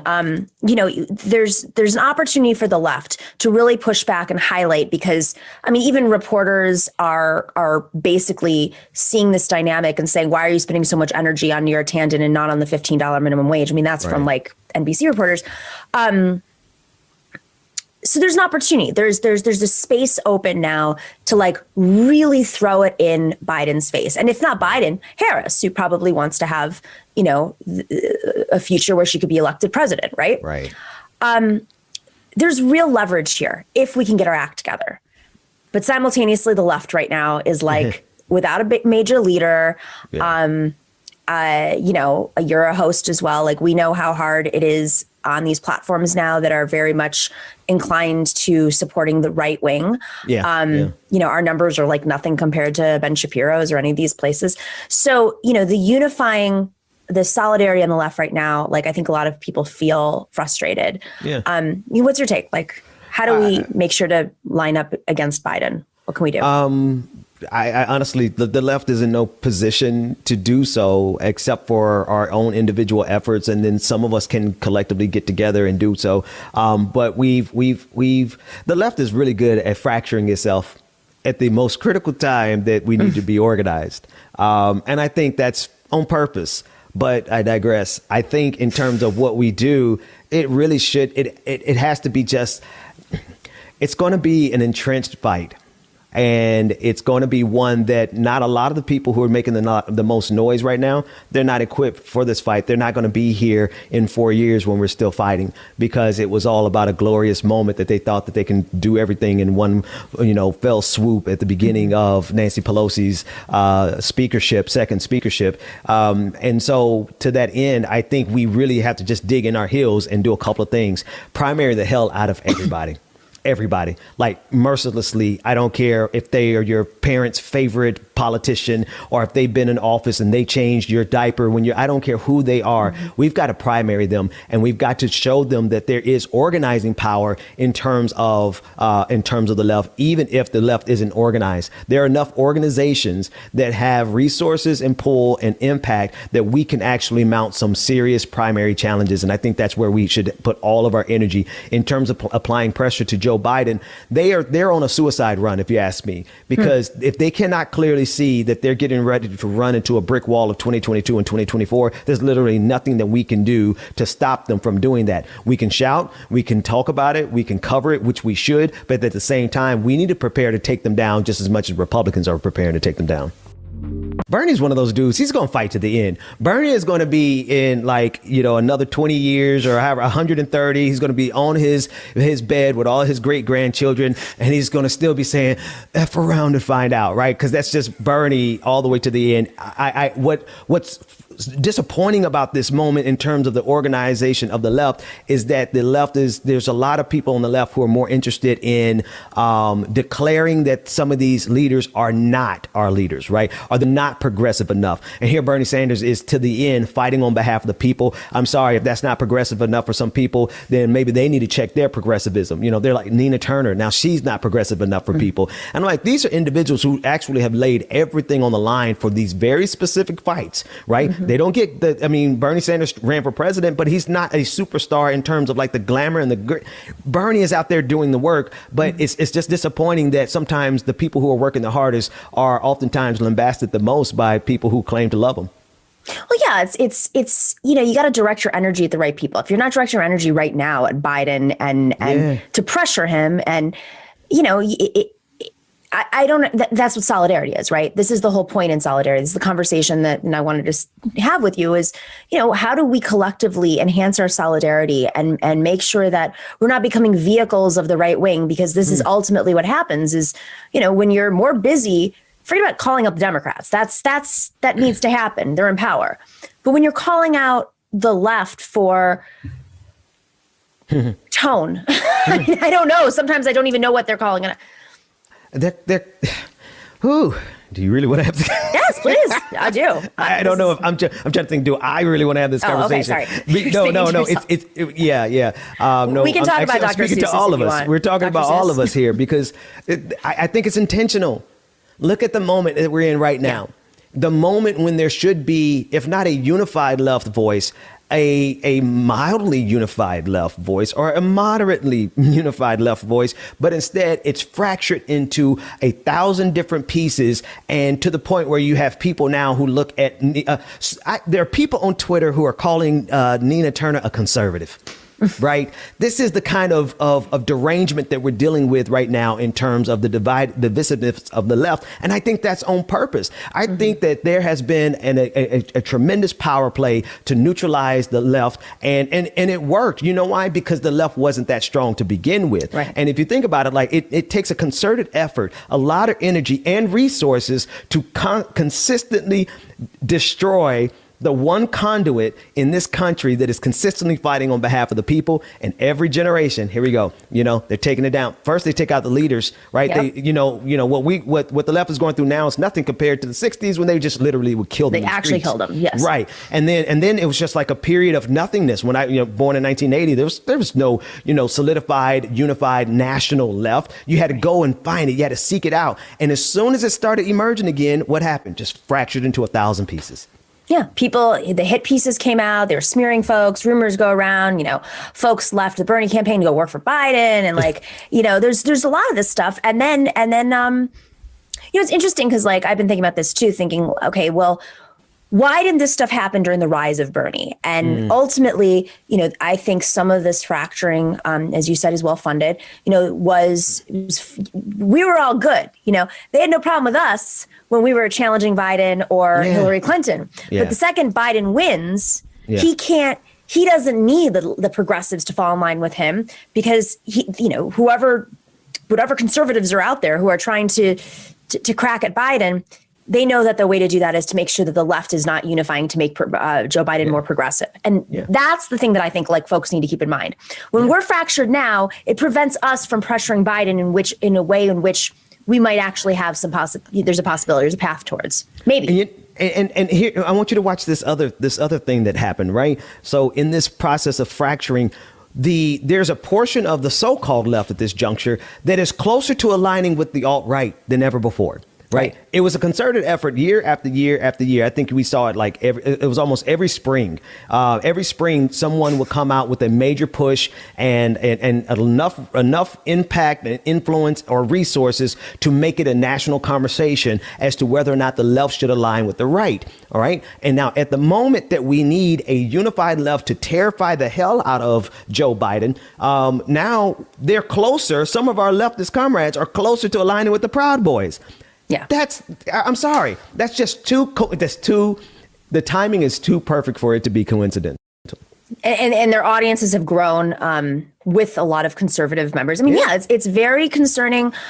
We have to have our eyes open. I mean, it's one thing to be able to be in the Senate or in Congress and co-sign on a bill with a Republican over one issue. It's another thing to move your audience towards the far right, fascism. I mean, that's what it is. That is the rise of fascism. That is how fascism always rises. There aren't enough Proud Boys out there. They have to expand their audience and they need to bring it in. And the conservative movement has been facing an existential crisis for years, so much that they publish reports on it, and that they knew the country was getting more diverse, younger, more open-minded. Some of these culture issues that they used to fight for didn't work anymore. So they had to find new flavors. And now it's cancel culture and, they're censoring me. And it's like, it's just all sorts of neo-fascism that, but how much of that is because the Republican Party didn't have their act together? Like the institutional Republican Party, the Bush types. The institutional Republicans, they really thought that they could control that Rush Limbaugh side of the party because they did for so long until it was insufficient, right? Mm-hmm. The dog whistles were insufficient. And then the bullhorn almost became insufficient. And so now it became like live action role playing in terms of like storming the Capitol, and it's completely out of their control. So the institutional part of the Republican Party, they are all but out of power except to the extent to which they can continuously align with Donald Trump. And this is why Mitch McConnell made it clear that he's willing to support Donald Trump in 2024 if he becomes the nominee. This is why Mitt Romney capitulated and just kind of acquiesced to the reality that Donald Trump could win again. It's because the institutional part of the Republican Party is on its way out. And the only thing that's going to be left is going to be this rabidly racist and fascistic arm that is worshiping literally with a golden calf, Donald Trump.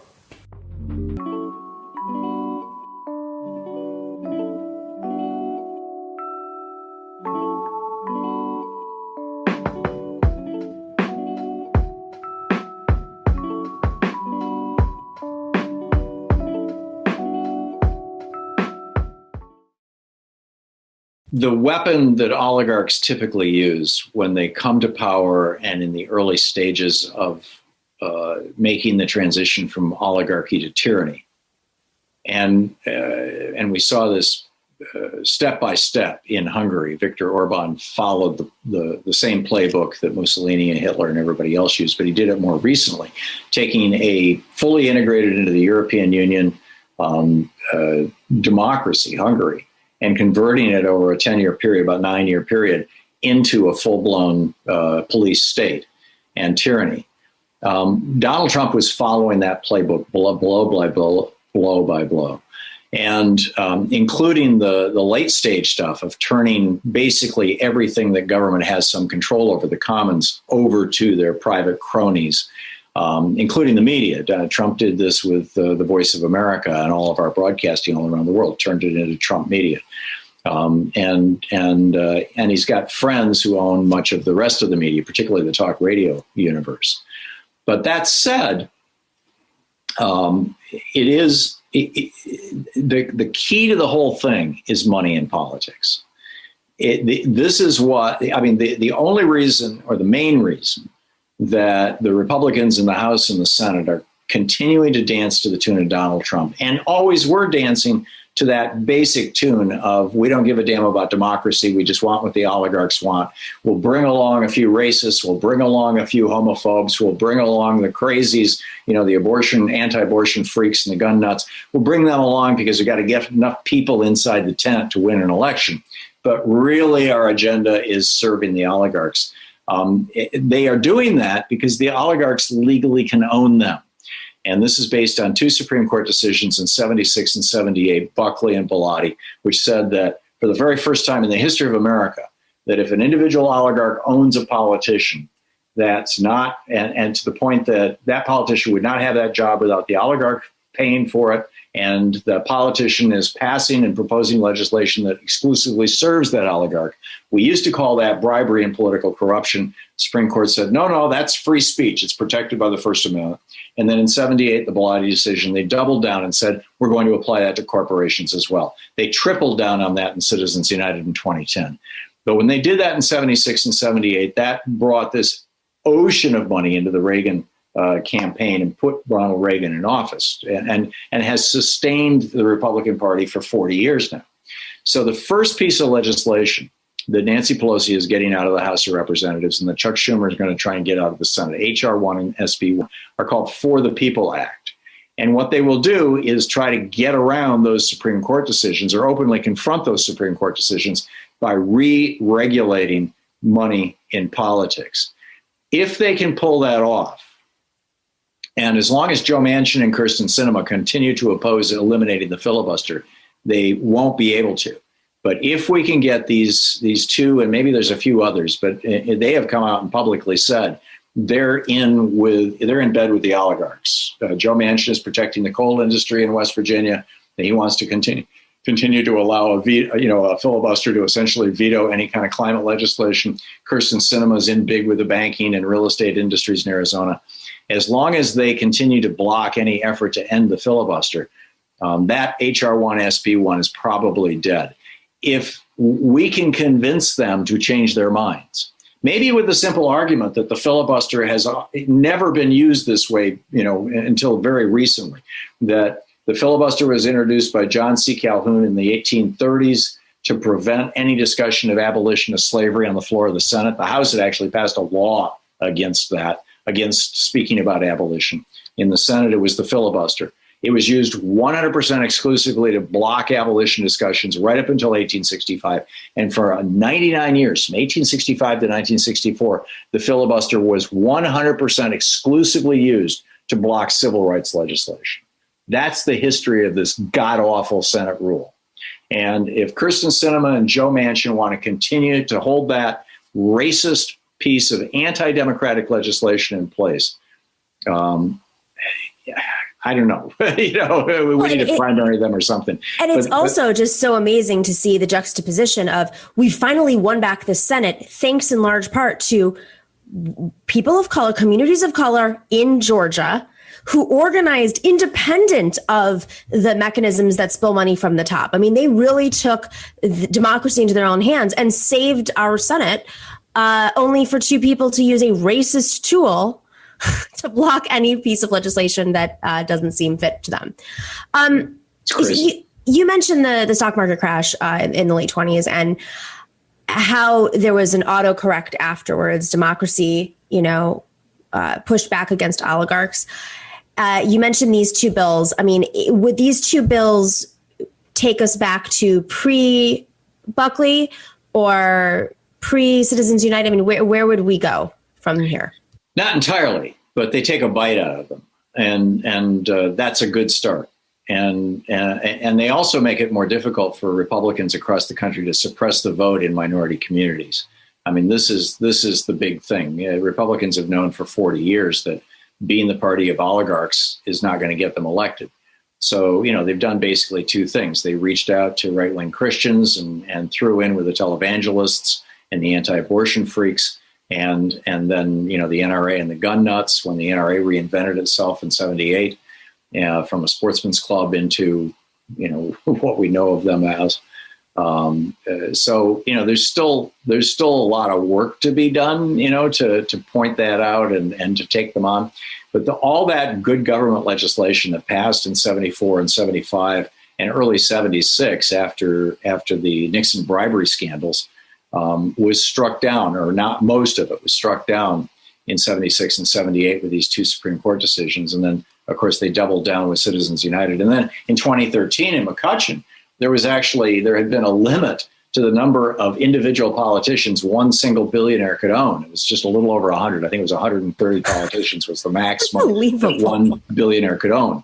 And the McCutcheon decision in 2013 blew up that limit. Now they can own an entire political party, and they do, by the way.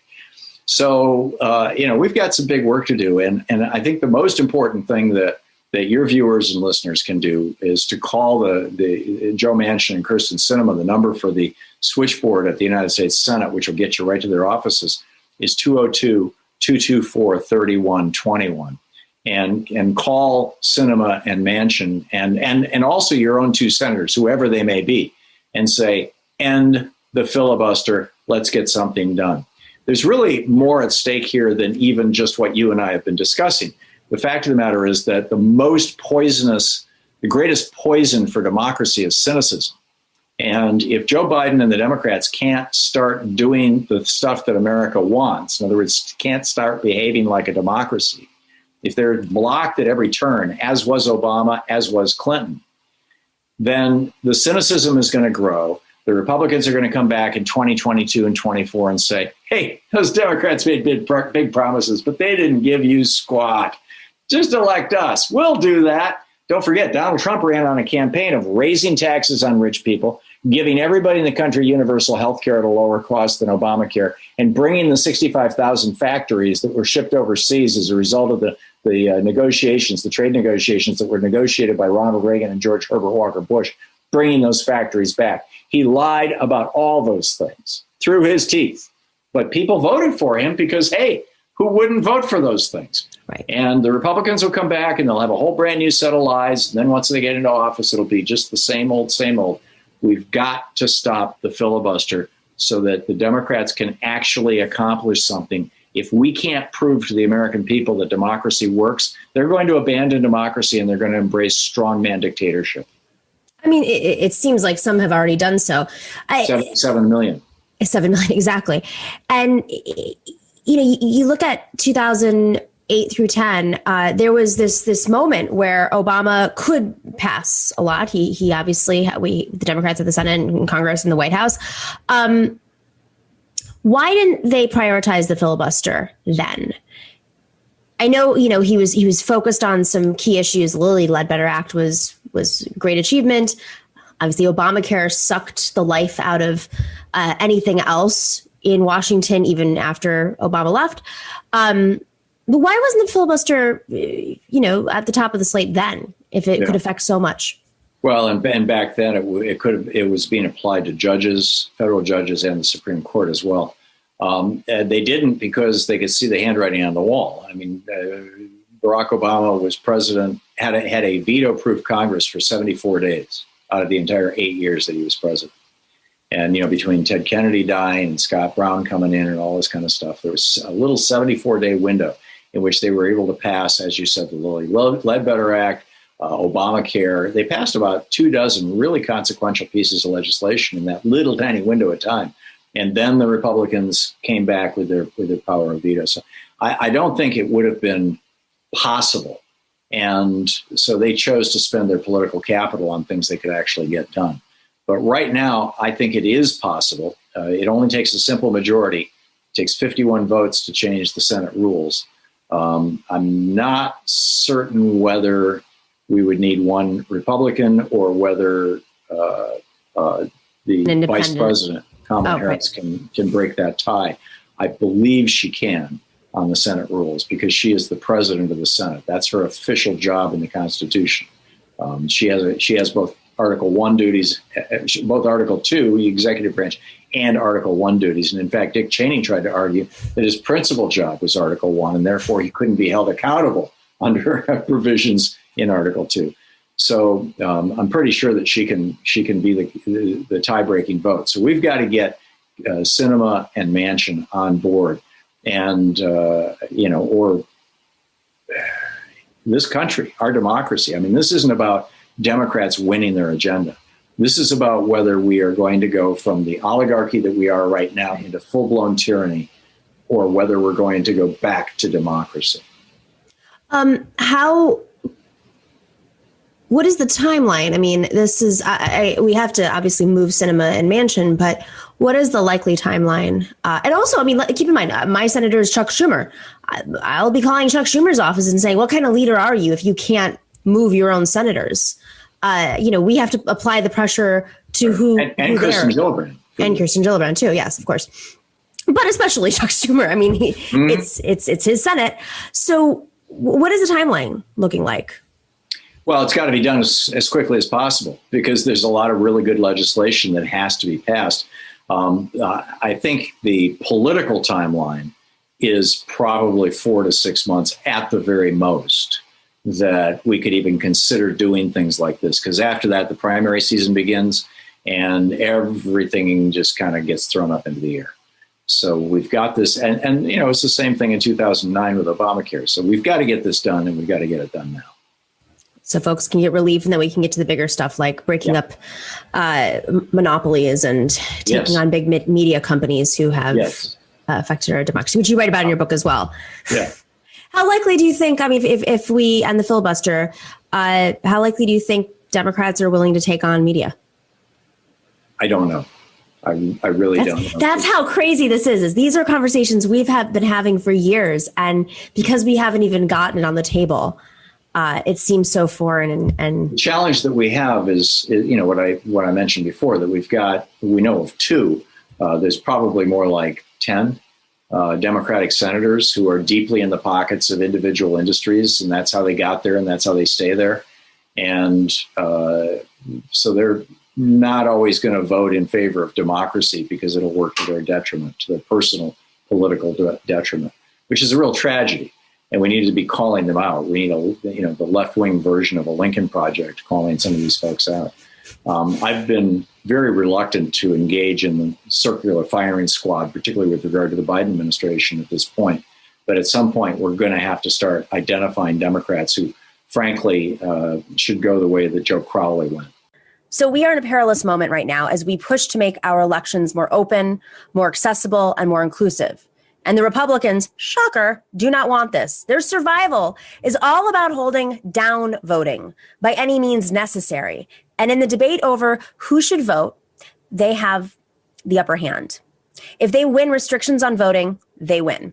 And if they lose in their efforts to restrict voting, they can still win by using the debate to destroy faith in elections. That is their cynical game right now. And we must not blink, but we must also not be naive. There are 2 big issues on the table right now. Who is eligible to vote? And then assuring that everyone who is eligible actually is able to vote. We've come a long way in making most Americans eligible to vote, even if you don't own property, are not white, and aren't, well, a man. But on assuring that everyone actually can vote, the gap between who is eligible to vote in this country and who is actually able to vote is one of the greatest scars on our democracy with a lowercase d. The gap undermines the legitimacy of our elected governments, yet fixing it gives the opponents of democracy an opening to, yes, undermine the legitimacy of our elected governments. And that happens on both sides of the aisle. Incumbents want to protect themselves, but Republicans want to hold power when they know that the country looks very different than the way that they hold that power. So we need to proceed with great resolve, not just to win, but to explain why we should win. Clarity is essential, since the opponents of voting rights win just by creating chaos and confusion. For example, there are a number of ways we should continue to expand eligibility, like assuring that the formerly incarcerated have their rights restored. But our biggest challenge, and the one that Democrats have correctly focused on, is removing the obstacle course that makes it hard for eligible voters to actually vote. This is where Republicans are at their cynical worst. They have created a series of myths and voter fraud, and then use those myths to create obstacles to vote, ID rules, restrictions on length of voting and location of voting places, resistance to mail balloting, as we know from last year. This did not begin with the Donald Trump debacle of 2020 or the attack on the Capitol, and it clearly has not ended. Republicans are pushing in almost every single state right now to restrict access to voting. Voting has always primarily been a state responsibility. And in several places last year, Republicans had the courage to do their jobs and protect the proper counting of ballots. Republicans that they are trying to undo, these are the same Republicans that are trying to undo years of effort to professionalize the administration of elections. Shame, right? Shame, shame, shame. So I can't believe that I am quoting Chuck Schumer. Today, now, in the 21st century, there is a concerted, nationwide effort to limit the right of American citizens to vote and to truly have a voice in their own government. In the wake of the November elections, one of the safest in recent history, Republican-led state legislatures have seized on the former president's big lie that the election was stolen and introduced more than 250 bills in 43 states aimed at tightening voting rules under the guise of election integrity. Instead of doing what you should be doing when you lose an election in a democracy, attempting to win over those voters in the next election, Republicans instead are trying to disenfranchise those voters. Shame on them. Shame on them. That was yesterday at a Senate hearing on a vital bill to protect the essential right to vote. While the Republicans are fighting state by state to restrict voting and retain their power over ballot counting, the House has passed legislation to create nationwide standards for voter access, like a simple universal registration. That is the bill that Senator Schumer was arguing for in that clip, as it is taken up by the Senate. The Republicans denounced this as federalizing a state responsibility. That is an exaggeration, but there is a kernel of truth here, and it is all on them. They have spent years and years, decades, trying to suppress voting and undermining the legitimacy of elections. It's racist, as we know. It's gendered. It's ageist. The damage that they have done is incalculable. The chickens came home to roost on January 6th, and if Republicans don't want uniform federal standards for voting, then they should back off their state-by-state campaign to suppress voting. It is that simple. Mitch McConnell has been talking about this specific topic. Shocker. That he says that states are not engaging in trying to suppress voters whatsoever. Do you believe this? Let's play this clip. The turnout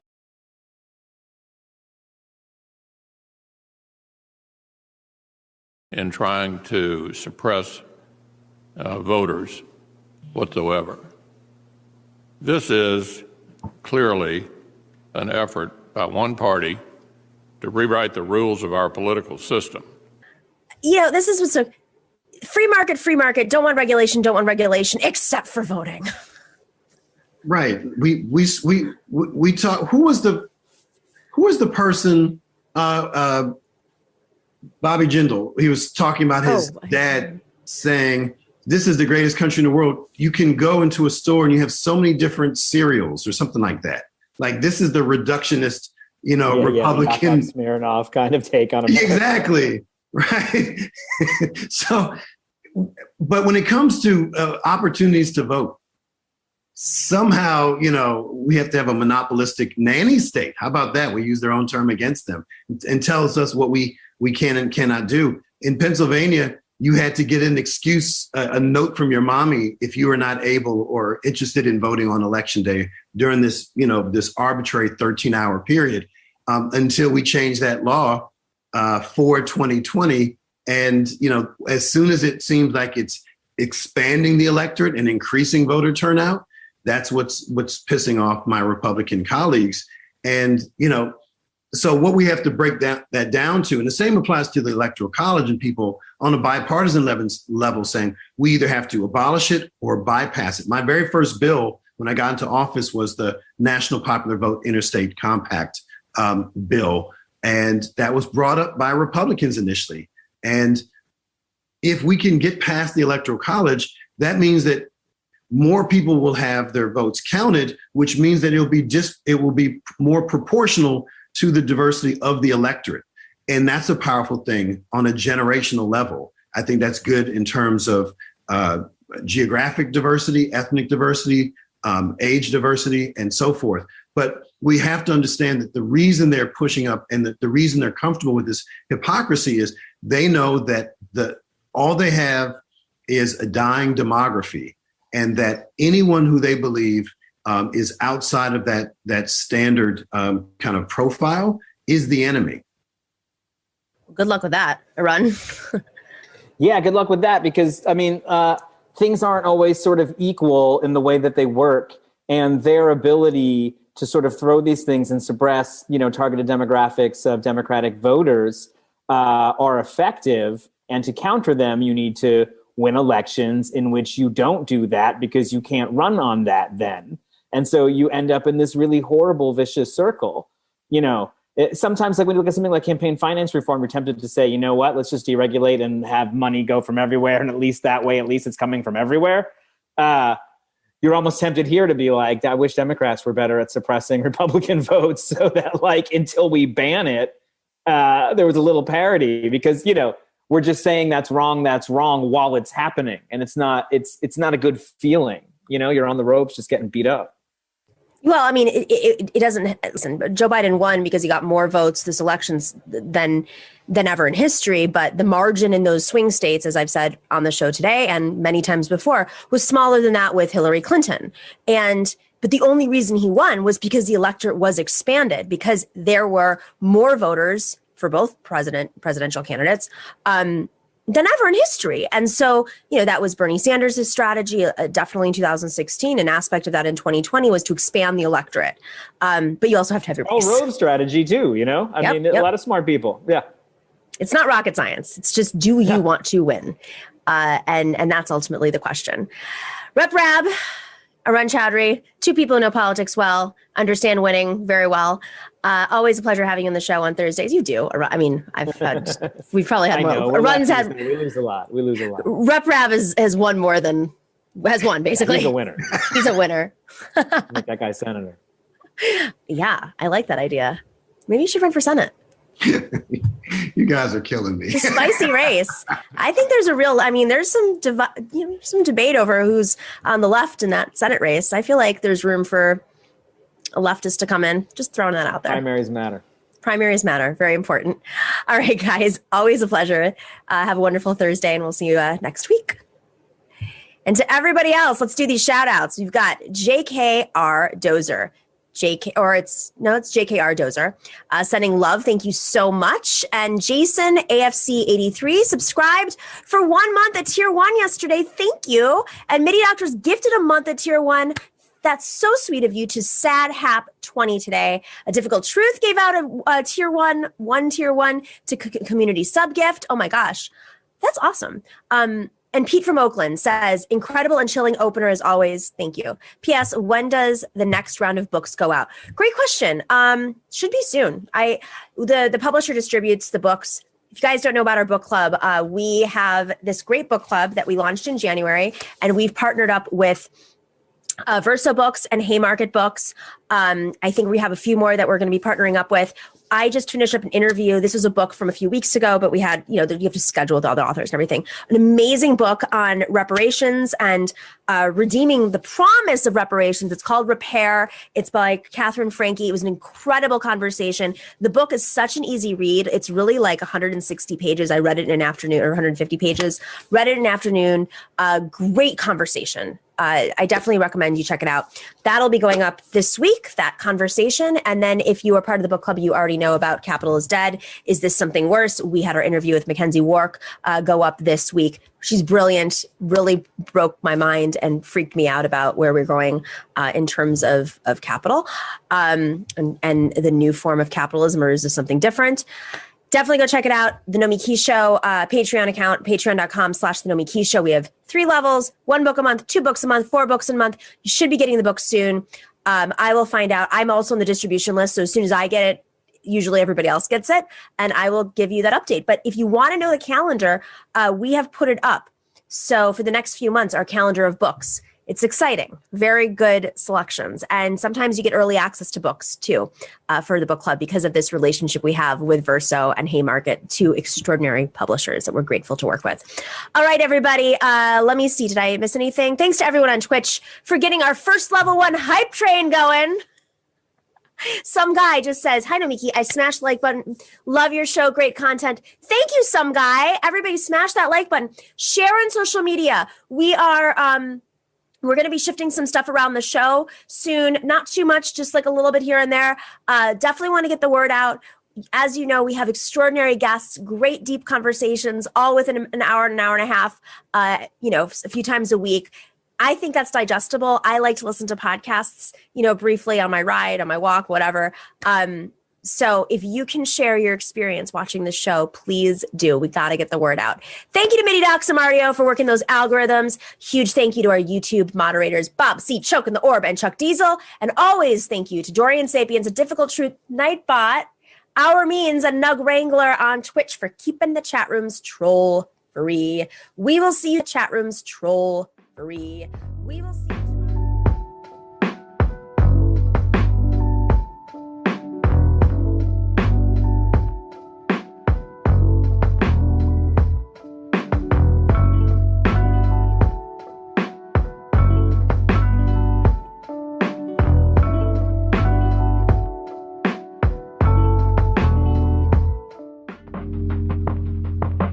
We often talk about, a lot of these leftist shows, they like to call out, Jordan Peterson, and they like to talk about Ben Shapiro and the IWW.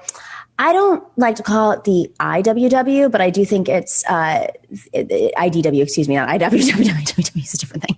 I like the just DW, which is not the intellectual dark web, just the dark web. And I'm talking about Joe Rogan because I know he endorsed Bernie, and I understand the endorsement, and I don't want to go down that rabbit hole, but I don't think that he is good for the movement.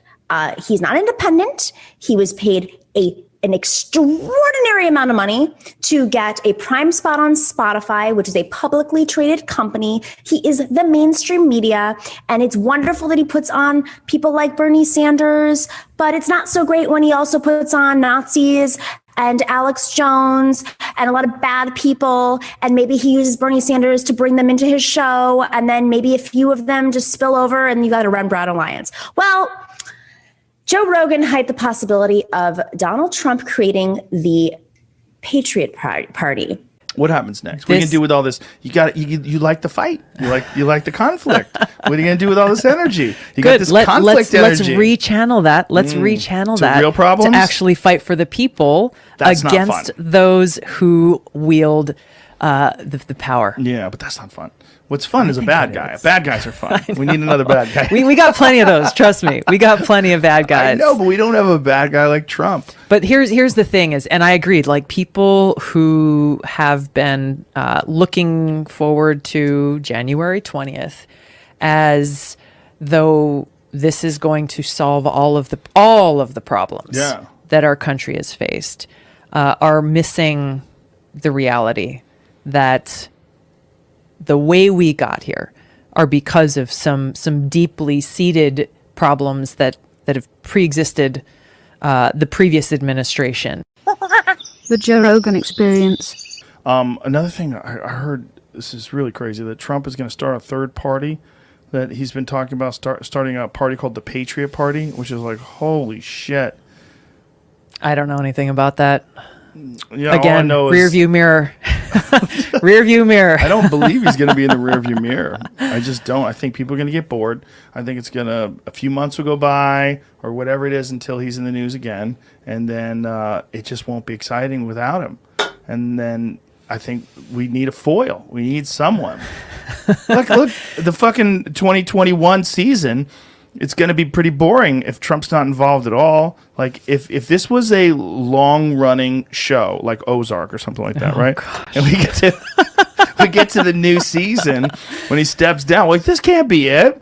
Oh, I see what they're going to do. They're going to pretend that everything's going to be fine. We got Biden, we got Harris, we got a lot of really diverse people in the cabinet. This is going to be wonderful.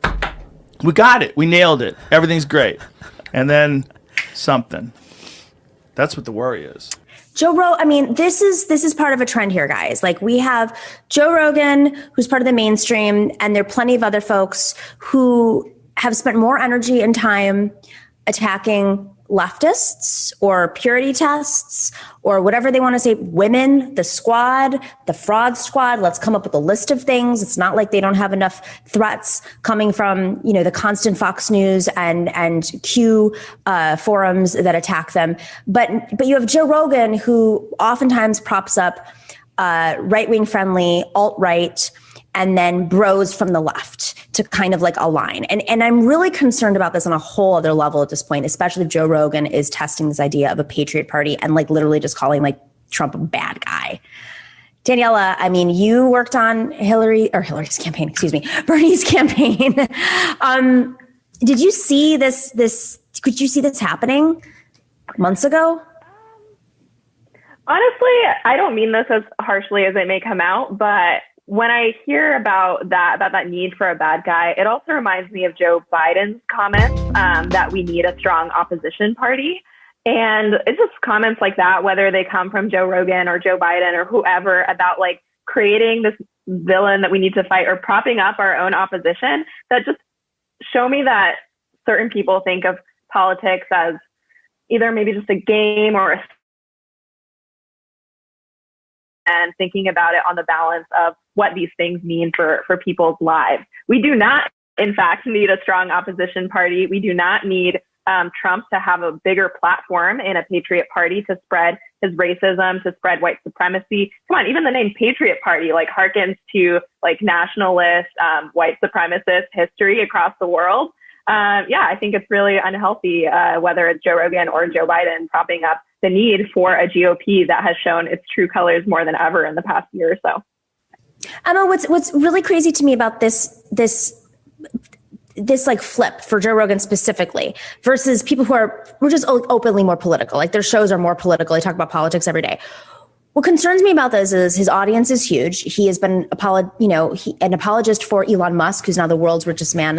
And he's been an apologist for Elon Musk's stances on COVID. He has been a COVID denialist. He has constantly pushed out conspiracy theories. And I think what I often hear on the left is, or from other folks, is that it's just about clicks. It's not about some sort of perspective. It's just because it attracts clicks. I don't buy it, but you're in this industry. What do you think? Well, yeah. So I'm sorry, my internet cut out. I don't know if you guys saw if I froze for a little bit there. So I'm sorry, Danielle. I couldn't really hear, what you said. But I agree with a lot of what you said, Nomi, and how you set it up. Look, I mean, I'm more forgiving of Rogan in the sense that, like, I was annoyed by the mainstream media's reaction to, like, oh, how dare he host a debate? We are so impartial when, right. Like, Rogan is kind of more of a regular Joe in this instance, right? Where his politics are all over the place and they're hard to decipher. But recently they've become a little clearer. And what you're talking about is a personality-based thing.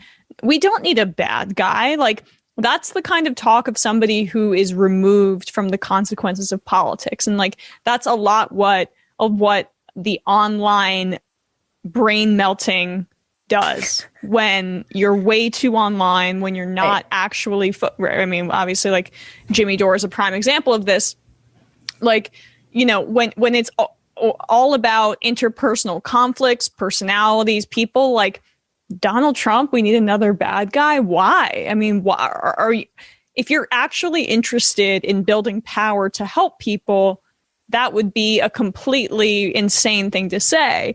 Rogan isn't. I mean, I think he is interested in making money. I think he likes having different people on. And in some ways, it can be a real force for good, like that interview with Bernie Sanders that got so many millions and millions of views. But at the same time, he's fine with having really despicable people on and providing them with a platform with zero pushback, because he's basically this amorphous actor that doesn't seem to have an ideology except for enriching himself, which is fine. He's a charismatic guy. But I think it is concerning that, like, if he does trend towards this ideology with him floating this, if it's more than this, like, he has a massive platform that should not be underestimated. And what also just concerns me about this is the timing.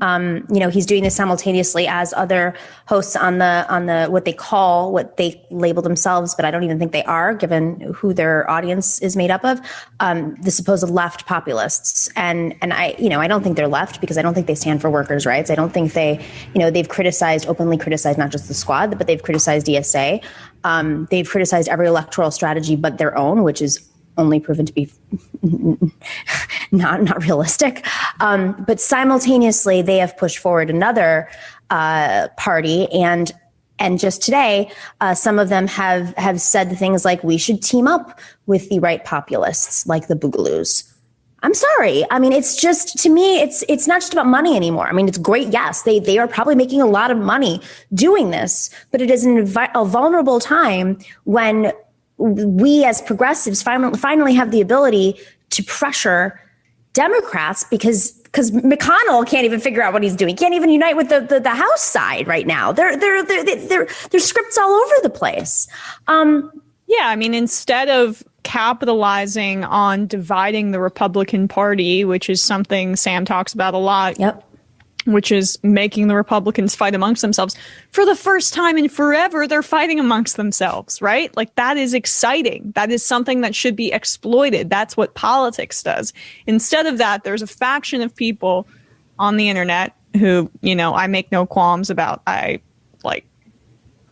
no longer have a relationship with Brianna Joy Gray. Gray Joy. I no longer, whatever. Like, that's not going to happen anymore, because I just think it's incredibly divisive, and hurting the movement for personal attention. We are 33 days away from the deadline to save this democratic experiment. If you aren't scared for the country right now, you may be watching too many apocalypse movies or playing way too many video games.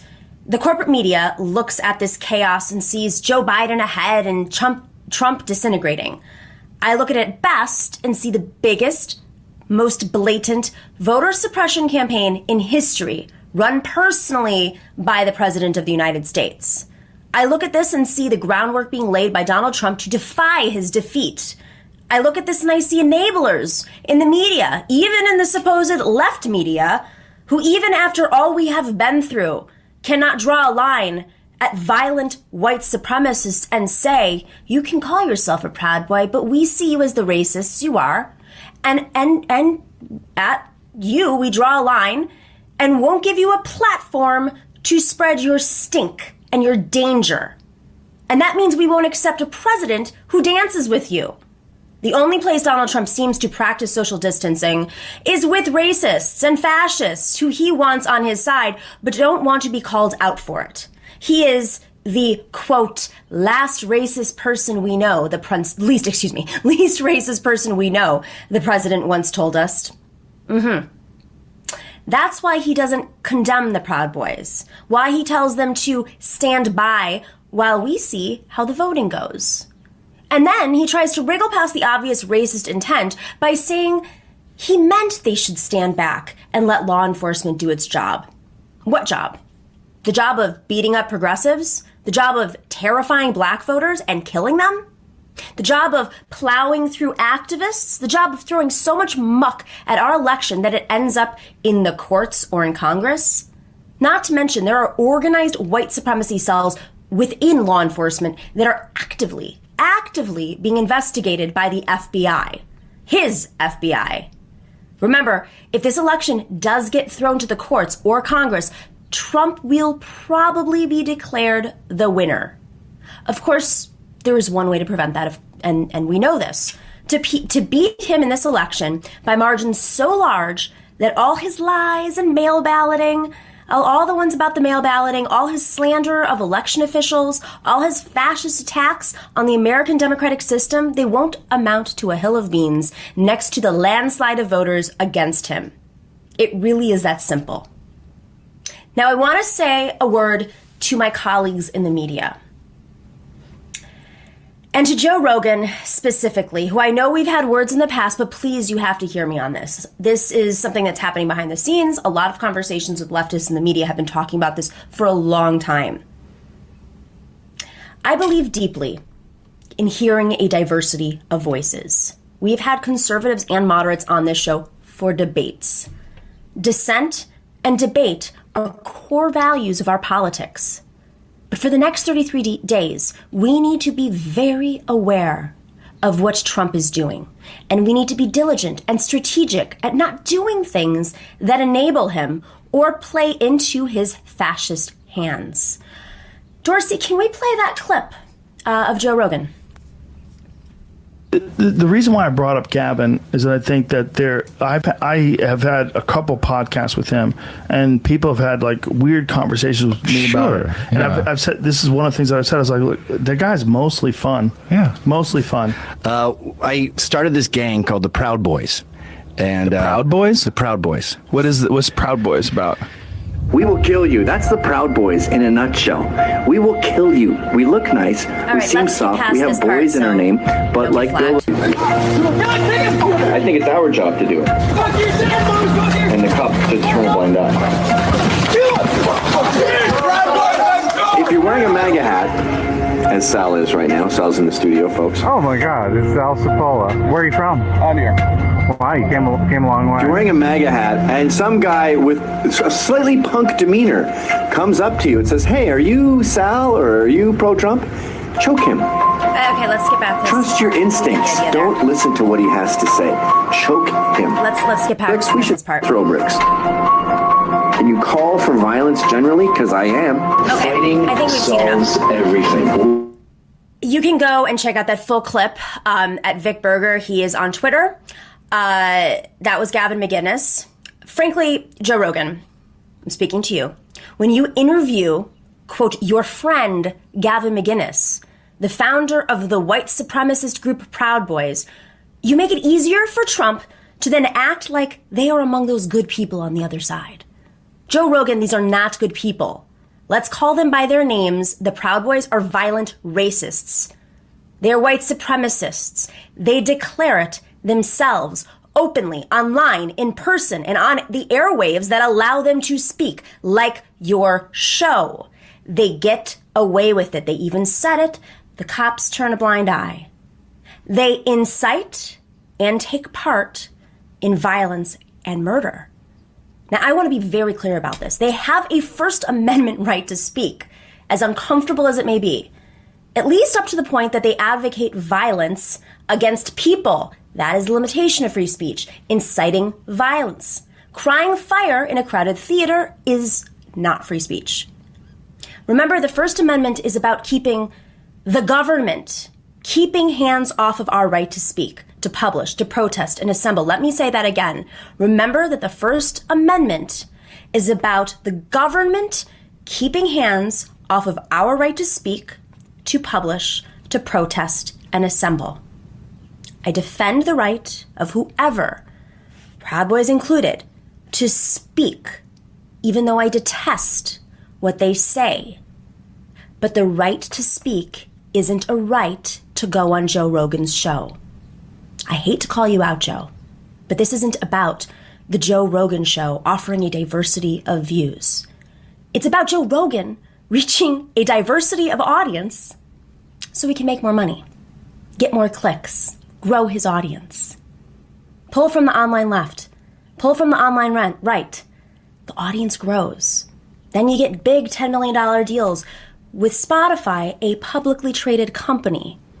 You have big guests on, like Bernie, controversial white supremacists on, money is made.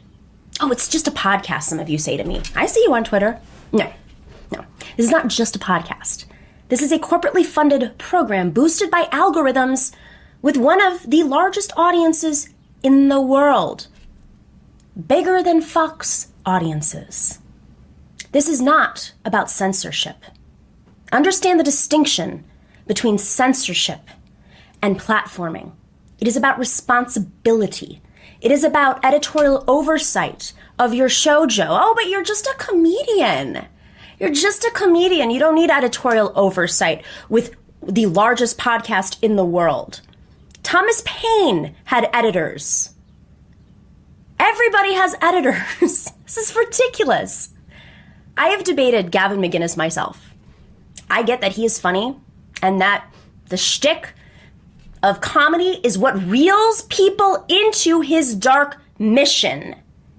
Eve, of Adam and Eve, she probably thought that about the devil too, right? He was charming. But Joe, you aren't some cellar-dwelling comic anymore. You have a crucial platform in our public conversation now. That's why it was such a big deal when you endorsed Bernie Sanders. And I'm glad you did. I just hope you're not moving some of that audience over to danger, to folks that have been deplatformed. Mila Yiannopoulos was deplatformed because he incited violence. Gavin McInnes just incited violence. And the Proud Boys do not belong on your platform. You are better than that. As recent as a few weeks ago, you called him, quote, a funny guy. In that clip, you saw it. Are you a comic? Or are you interviewing politicians and world figures with audiences larger than primetime news? Remember, Fox News calls themselves an entertainment channel. And that was always their defense. It's entertainment, it's not news. Just think about it, Joe. Would you have put Hitler's brown shirts, and I hate to use that analogy, but that is where we are right now. Would you have put the brown shirts on your show if it were in 1933? Well, the Proud Boys say proudly they stand ready to crush political opposition with fists and guns. They wear swastikas on their arms. They plow through peaceful protesters exercising their free speech. That is not America. It's not who we should be. That is Germany in 1933. These are those brown shirts. The only good thing about this ugly week was that Donald Trump made it very clear that the Proud Boys are his brown shirts. So no one can say later they did not know what was happening, including you, Joe. You know, there were plenty of people who understood what was going around them in Germany too. But not enough of them stood quickly enough to draw the line and say, no further. No further. Are your ratings, your ad sales, your viral clips worth not doing what is right? Are you okay with being a gateway to the far right through your comedy and your occasional agreement with leftists? Clearly you know what's happening, Joe Rogan, whether it is what you intended or not. And I know many of you like him, maybe even had an emotional attachment to Joe Rogan. I get it. Don't fall in love with your heroes, right? You know that line. But Rogan needs to take responsibility. He has extraordinary power in a time of extraordinary crisis. It can happen here. We just need to know how it happens and not be afraid of challenging ourselves. I know it is tough. I know our tendencies are to go tribal, us versus them. But we have to think deeper. We have to be able to hold two thoughts in our head at once.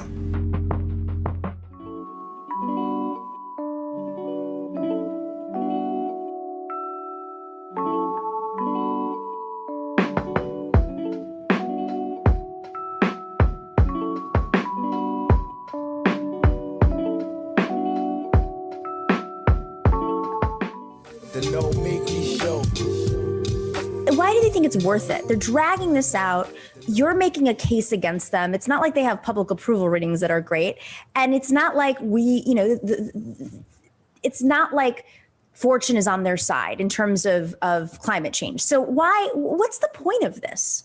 I think first of all, Chevron is a complex organization that doesn't have one viewpoint. I think the people running the policy vis-a-vis this kind of thing, Hugh Pate, the general counsel, Michael Wirth, the CEO, some of the board members, have a very myopic view of what is in Chevron's enlightened self-interest. I don't think this is in Chevron's self-interest at all. There are several very significant Chevron shareholders who have challenged management over their mishandling of this litigation. So I don't think this makes rational sense. Now, I think psychologically they're so angry. Remember, this is an industry that's dying. I mean, 50+% of the market value of the big oil companies is fake, in my opinion, meaning it's based on the amount of supply they control that they're never going to be able to access because of global warming. This is an industry in decline. There's serious calls to nationalize the oil industry, to phase it out because it's killing us. And the idea that they would have to deal with a guy like me, by the way, where I'm locked up, I live in a 2-bedroom apartment with my wife and teenage son in the Upper West Side of Manhattan. I work out of my kitchen, okay, and with a lot of other people around the world who also work remotely. But collectively, we crush them in court, and they have the best law firms in the world. They're deeply angry. I think they're deeply threatened by the judgment that we won, because the last thing they want to do in a time of industry-wide decline is to pay a few $1 billion to indigenous leaders anywhere in the world. And in Ecuador, that's what would have to happen. So I think they're just furious, but I don't think it makes sense. I mean, what Chevron ought to be doing if they want to survive is investing in clean energy and transitioning the company into something productive, not attacking and locking up lawyers. But, dying industries do crazy things, sometimes desperate things, and that's what I think they're trying to do to me. How does Ecuador's politics play into this? We had a question from our chat saying that they recently decided to privatize its central bank. Does that play a role? Does the leadership and the tides turning in Ecuador make a difference at all? Or are your cases are done there, but go ahead. Yeah, so, the role of politics in how it impacts court cases is always kind of interesting to some degree, right? For example, when the BP spill in the United States, President Obama, like me, said, they have to pay. I'm going to put my foot on their neck until they pay. And suddenly there's a $20 billion fund put up voluntarily within 2 weeks. Politics can affect court cases. Now, in Ecuador, the case is over. There's an independent judiciary, like here, and we won the case. And we're now taking a judgment that's been affirmed by Ecuador's highest court into other countries to force Chevron to comply with the rule of law and pay the money it owes so the indigenous peoples can clean their environment and hopefully save a lot of lives. So the politics of Ecuador don't really matter. However, I will say this, Chevron is constantly in Ecuador, visiting the U.S. ambassador, in the U.S. embassy, lobbying whoever the president is, trying to get whatever advantage they can to turn the government of Ecuador against its own citizens who have won this case. And it's gross and it's inappropriate. And we have documents to prove it. I mean, the stuff they've done is mind-blowing. And I'll say this, in the middle of the case in Ecuador, they hired a former State Department official who wrote a memo about how they should go to the State Department or the U.S. government and use the State Department, that is our tax money, to offer a $700 million package of benefits to the Ecuadorian government in exchange for them turning against their own citizens and killing off the case. Okay, this is how they think. And they're fundamentally grifters, right? Think about this. There's all this issue of oil industry subsidies, that Congress has been dealing with since the Biden administration came in. In Ecuador, they took out all the oil, made all the profits, socialize the costs onto these vulnerable communities, and now they have the cleanup tab and they don't have any money to clean it up. That's called grifting. And you see this time and time and again with Chevron and some of the big oil companies. I mean, Chevron is trying to use US taxpayers to buy off the government of Ecuador. And now in my criminal prosecution that I'm facing, this is the coup de grace as far as I'm concerned, the US attorney, that is the public prosecutorial authority, turns down the case. Judge Kaplan appoints a private Chevron law firm. Well, guess who's paying the private Chevron law firm to prosecute me in hundreds of dollars an hour for 3 lawyers? We are. We are taxpayers, and they billed over $500,000 to prosecute me for a misdemeanor. For a misdemeanor. This is a company that grifts. Unreal. And how the heck are taxpayers subsidizing the nation's first corporate criminal prosecution against a successful human rights lawyer? It's shocking. And I'm going to guess that they didn't have an open bid contract for that firm. Because I bet you I could find a lawyer who could do it for $200 an hour. Yeah, exactly. For a misdemeanor. I mean, that's basically who you would normally go to. You know what the law in New York is? If you're a defense lawyer and you represent someone charged with a misdemeanor and you get appointed by the court, you are only allowed to be paid a maximum of $3,400 for that defense. And they've already billed over $500,000 for my prosecution. Unbelievable. I'm totally believable. When you go into appeal, right? Just for the non-legal experts here, who would be the judge? Who's going to oversee this? Because I heard you mention something about Kaplan again. When does Kaplan get out of the equation? Let's be really simple here.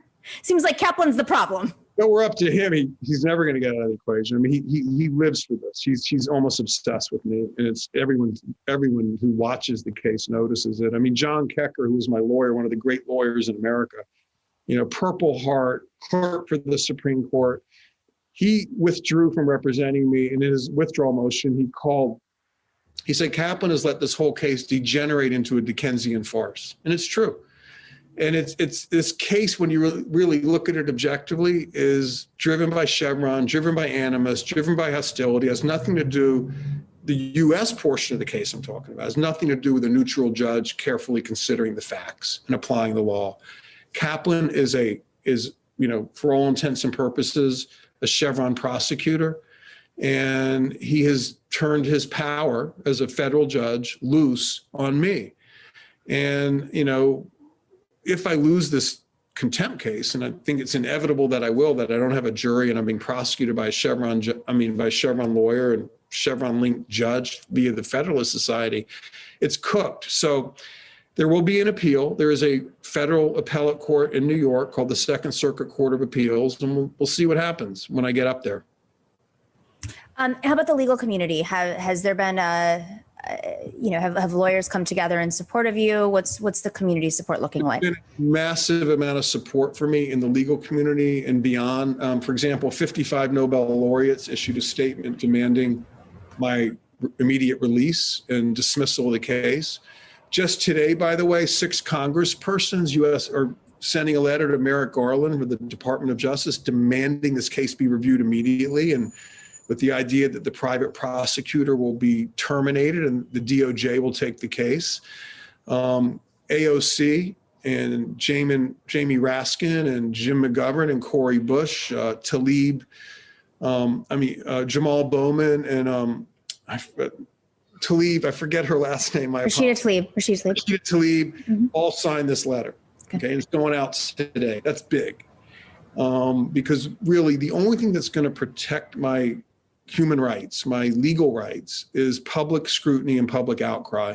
Judge Preska, who was the Chevron-linked judge who was appointed by Kaplan, has already terminated Zoom access to my trials. They do not want public scrutiny. She's going to limit how many people can get in because of COVID.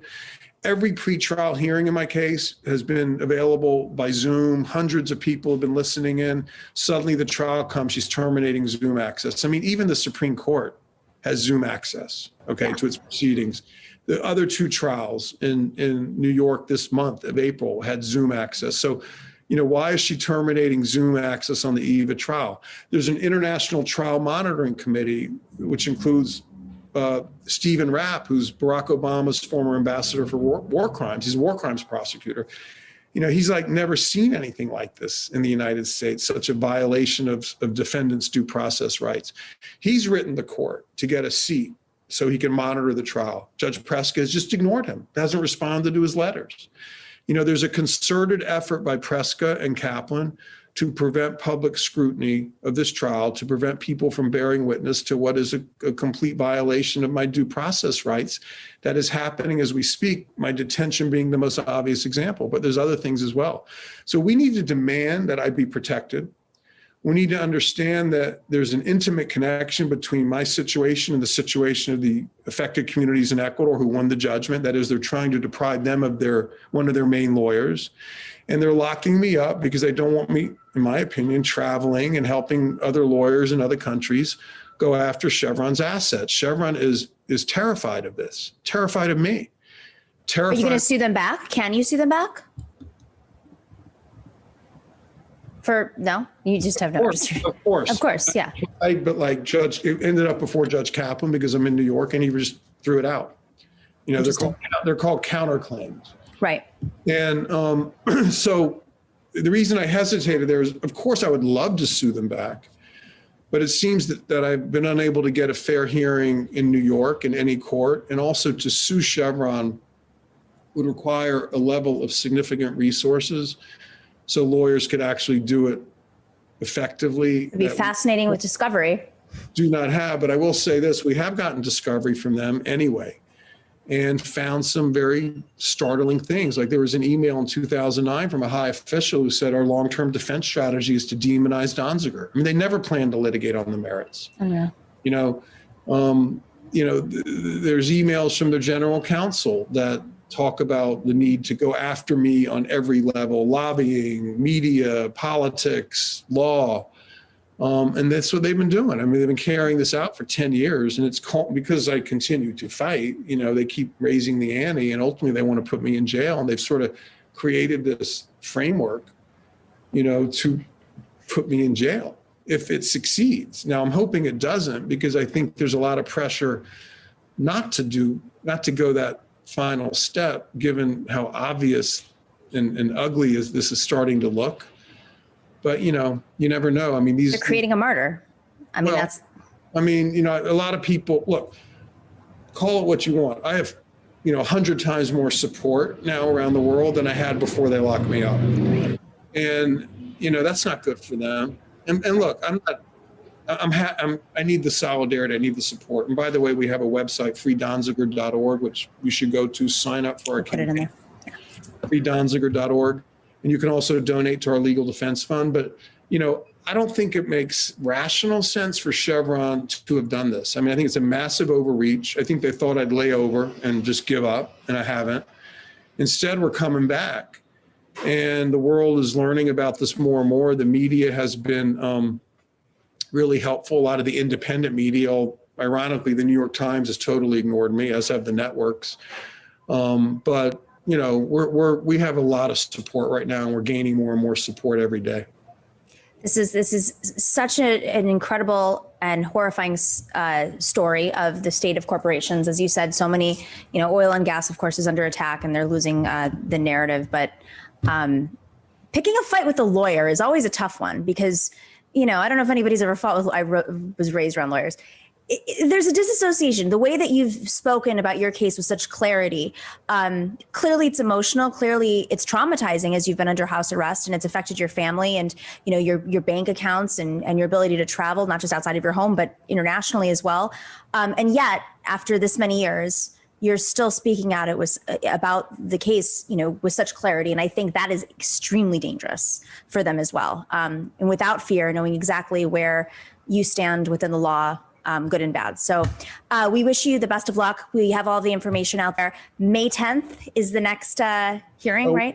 Thing real quick. So of course, please. Yeah, there's a rally in front of the courthouse on the morning of May 10th, and then we're asking people to come in and watch the trial. It's at 500 Pearl Street in Lower Manhattan. Excuse me, I know your audience is... It's okay. I'm a New Yorker. National, if not global, but whoever's in New York or near New York or friends, please spread the word. Come down to court. There's going to be some incredible people. The head of the Shinnecock Indigenous Group from Long Island is coming in traditional dress, and Roger Waters, who's the founder of Pink Floyd, and all sorts of activists and others who care about human rights are going to be down there speaking out about what we believe is really an unfair trial without a jury, with a biased judge, and we're hoping that will make some difference. Thank you, Stephen. Thanks for your courage. Thanks for speaking up, and thanks for educating us about what's really happening, because it is dangerous and it sets a horrible precedent. I am Patricio Salazar, an Ecuadorian lawyer for the affected communities for the pollution caused by Chevron on the Ecuadorian Amazon. On that capacity, I've been working with Stephen Donziger for several years. Stephen successfully helped the Ecuadorian affected communities to win a lawsuit against Chevron. And because of that, he's currently in prison. This successful legal battle would not have been in place but for Stephen and a handful of community leaders. That's why He had won the love and respect of thousands of people here in Ecuador. I'm grateful to work in this case and to work with Stephen because his integrity as a lawyer, his courage as a man, and his warm heart as a human being. As a colleague, I admire him and I respect him and I love him as a friend. I ask you to help Stephen to win back his freedom from the Danbury prison.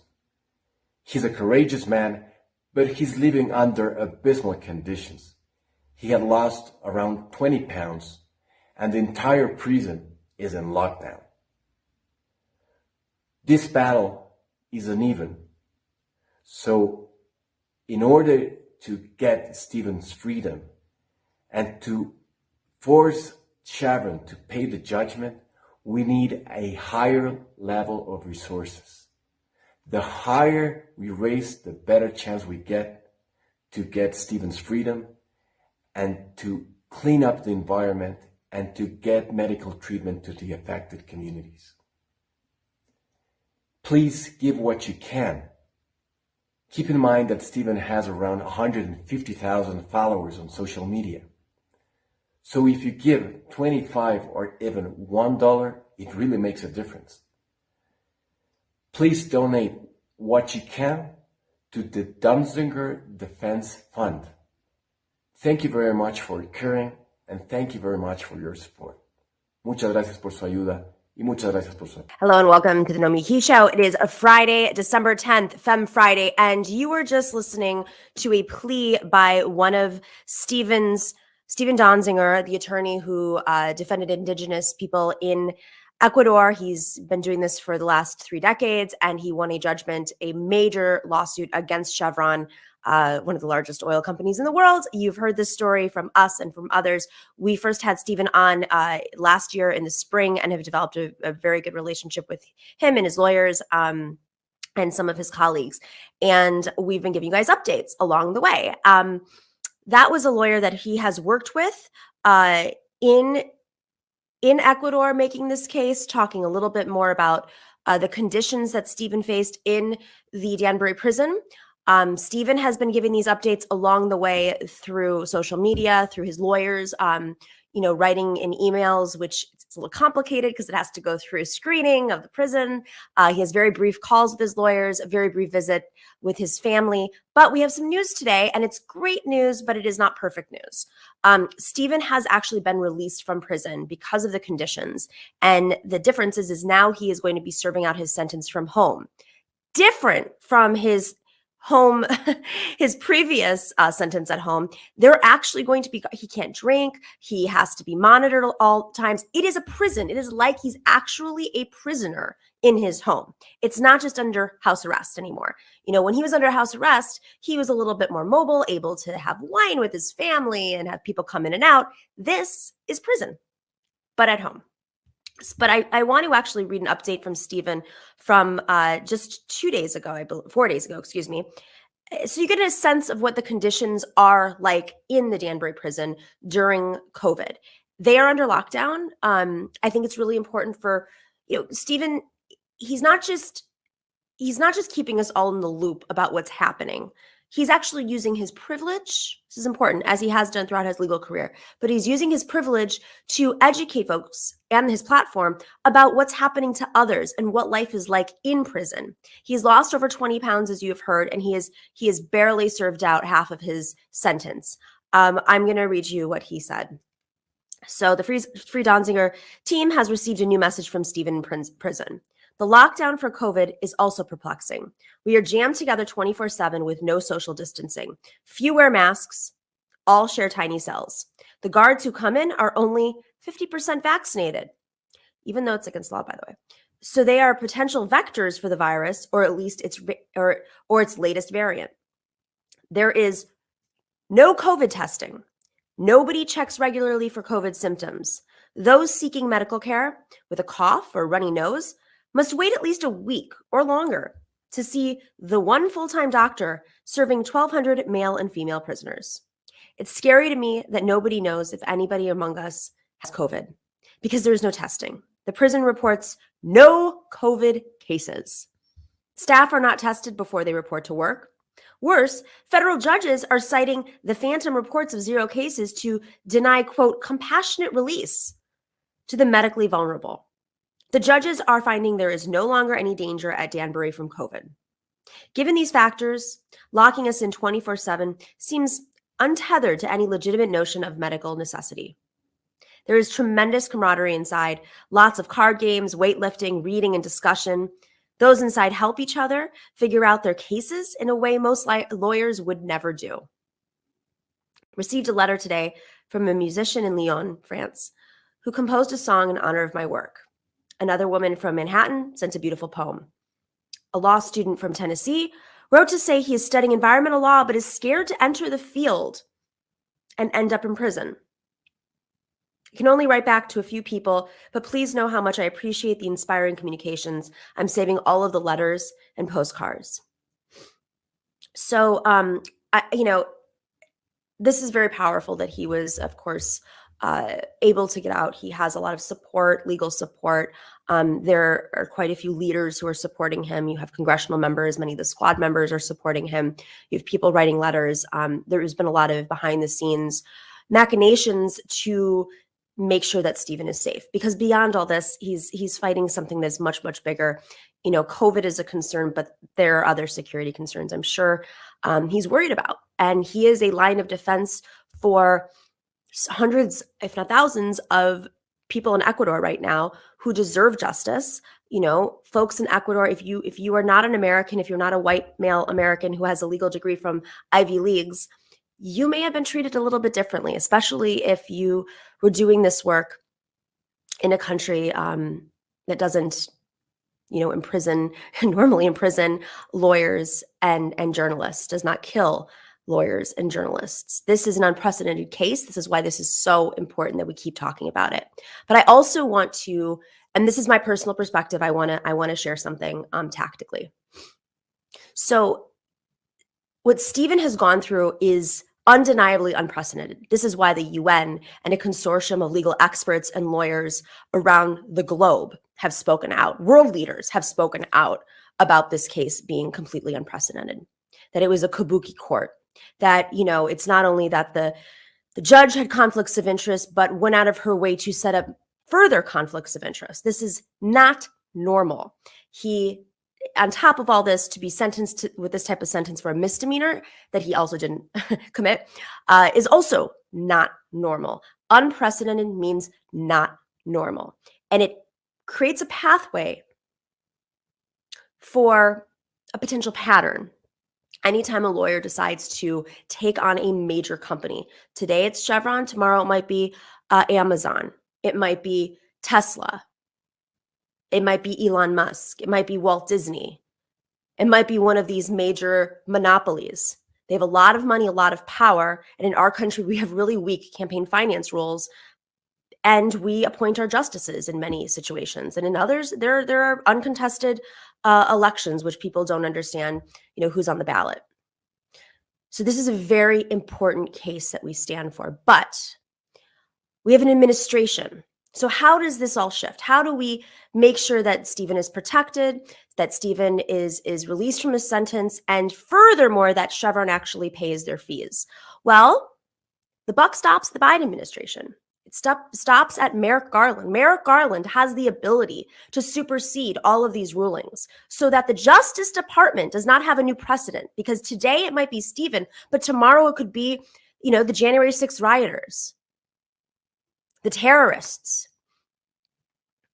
because they might be using this against someone on the left right now, supposedly on the left, meaning, he's a lawyer, but he's not, taking a political stance here. But it could be against, the right wing, the far right could be going against one of Biden's folks or one of Merrick Garland's folks. So Merrick Garland, to me, this is the goal, is to push the Justice Department to do something. And this is where my personal opinion comes in. We are trying to influence the Biden administration. We are trying to influence Merrick Garland. Stephen is a lawyer. Stephen did not give up state secrets. Stephen is not a football to be played in a geopolitical game. Stephen is a human being who has a family, who has already suffered incredible consequences of his courage in supporting other people and taking on one of the largest and most powerful countries in the world. So for those of you who want to put him out there as if he's some sort of football and make him your new case to build your brand around, to call out the US empire, that is not going to get him out of prison. That is not going to get Chevron to pay their bills. There are a lot of folks who have the interests in calling out the American empire, which we know exists. But if we want Stephen to be free, we need to get Merrick Garland, and this is coming from his words, his mouth. Merrick Garland needs to move. He needs to do something in the Justice Department. But putting him into some sort of geopolitical game as a football so that, calling out the American empire, that is not going to move Joe Biden's administration, and it is not going to move Merrick Garland. So if we want this man who's been so courageous, we want to actually change the precedent. We want to hold people accountable. We have to understand who our audience is and how to move them. This is not Assange. That is an entirely different situation. Stephen is an attorney. And if this can happen to Stephen, it can happen to those environmental lawyers, those law students who want to get involved in environmental law, but are afraid to for their lives, as that one law student said, because this is now going to be the precedent. So again, Merrick Garland, you can do something. You can make sure that we have some semblance of the law left in this country. We have a broken legal system, as we know very well. But if lawyers can't be safe, then who's next? I am here in Florida. I had to come down here for a couple of days, and there is something to be said about this little liberal bubble that we live in, or I live in at least, in Astoria, New York, which is arguably one of the most progressive places in the country. And when you sometimes get out of it, and granted, there is a lot of conservatism in Astoria too. There's very little in between. But when I come to Florida, there's a certain flavor of conservatism that always alarms me. Last time I flew to Florida, there was a guy on my flight that said, with a shirt on that said Proud Boys and a MAGA hat. This time when I flew down, there was a guy who had a Steven Crowder, Louder with Crowder sweatshirt on, and a Red USA hat. It's a subtler take on where they stand. But I made a joke online, and I said there's a certain type of person who decides to wear this when they go to the airport. Last time I got off of a flight to land in Florida, I had a layover. It's always Florida, but this is important because as Florida goes, famously, so goes the country and history, and here we are today. But last time I landed in Florida for a layover, this is maybe, I don't know, this is definitely in the Trump years. There was a guy, I know it was in the Biden, I think it was during the campaign. There was a guy with a shirt on that said, F Biden. And it was before they had the let's go, I don't want to be flagged, because that's obviously code now for many other things. Just sitting in the airport, I got off the flight. I'm like, well, that was a welcome that I've never seen before. I say this in jest, but it's actually very serious, because why I say this is these are the people who are the most vocal. We all know folks who quietly voted for Trump because they maybe secretly kind of like what he has to say, or some things he has to say. We know folks who voted for Trump because of the tax breaks. We know folks who say, I'm not Trumpian, but I am more I'm libertarian. Or I watch Joe Rogan, but I'm not a fan of Trump, but I like what Joe Rogan has to say. And look he's been progressive on all these other issues. Or, Elon Musk has got really fascinating takes. He's a brilliant man. Or the guy that I ran into a week ago that said, Jordan Peterson is one of the smartest people on the planet. And also, I hate Trump. So these are flavors of conservatism. And I'm not going to shut up about this, because these are moments in history in which you cannot shut up. And I will not shut up about this. There's always been a strategy. I am here as the person who comes from a political background, who has a media show. Some people talk about politics, but, want to be in media. I am here to do whatever I can with whatever little audience I have or big audience, it doesn't matter, to help you understand how these things work.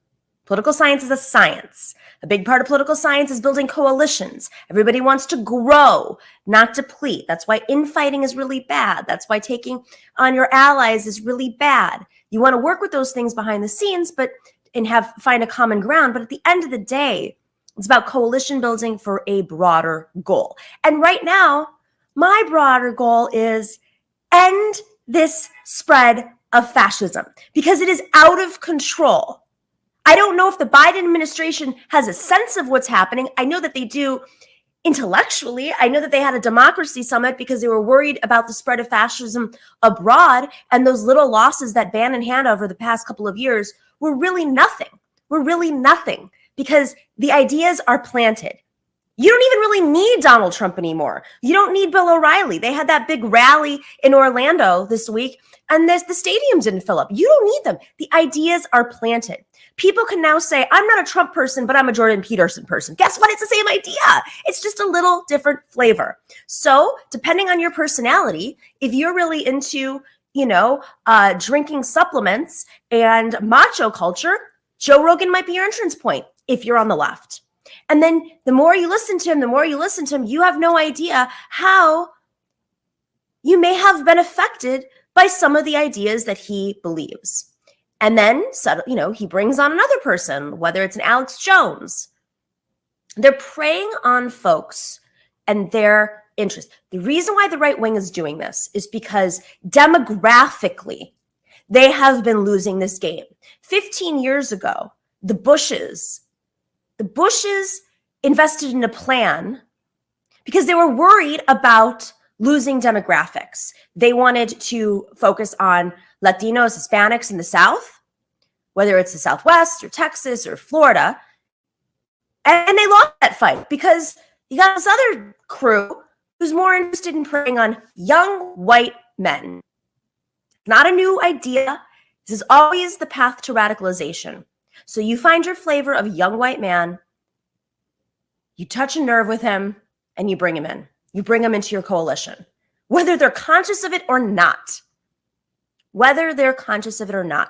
So I want to talk about really quickly how the Proud Boys are organizing locally. They're across the country organizing. The New York Times reported this week, that they have regrouped and they're focusing on school boards and town councils, on running for school boards and town councils, as if the Koch brothers didn't do enough damage. This is why I will never shut up about this. This is why the Democrats have to do something. We have too much organizing there's just too much organizing for us to independently do to take these folks on. And we're all doing it. It's like a game of whack-a-mole. Even if they rebrand themselves, even if they restructure themselves, even if they're put on a terrorist list like they were in Canada, there's still going to be another version of them. They'll rebrand. They won't even be an actual legal entity anymore. The ideas are spreading. And when the Democratic Party is still structured the same way, I am like a broken record on this, and they're not investing locally and not building a pipeline, there's no alternative of ideas locally. And when every progressive is left to fend for themselves and build their own independent campaign and raise the money to compete with these people, even if they're less expensive races, we're just not winning at the rate that we need to combat the fascists. And I'm saying that, the fascists.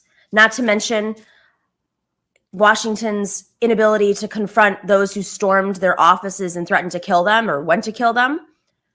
The coup that was organized internally and externally by the right wing. We can't depend on Washington anymore.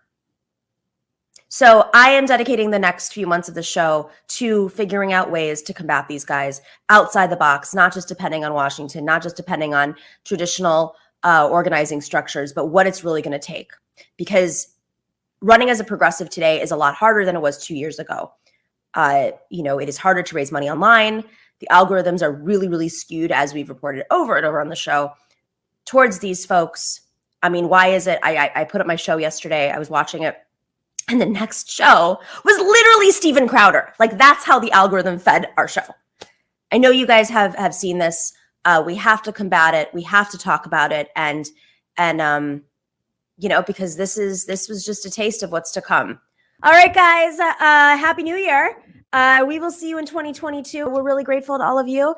And if you are this is the time going into the new year, we are going to offer you a playbook on how to fight fascism. This is what we're doing now. It is all about what we can all do collectively as individuals in our own communities to make a difference, because it's going to happen in numbers. We see what they're doing. We should not wait for the Democrats to come and save us or any other organizations to make any moves. We have some stuff that we can do with the power, we have in communities, the time that we have, if we are able to.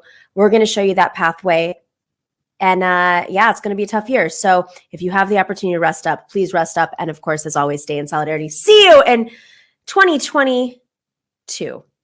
The Nomiki Show.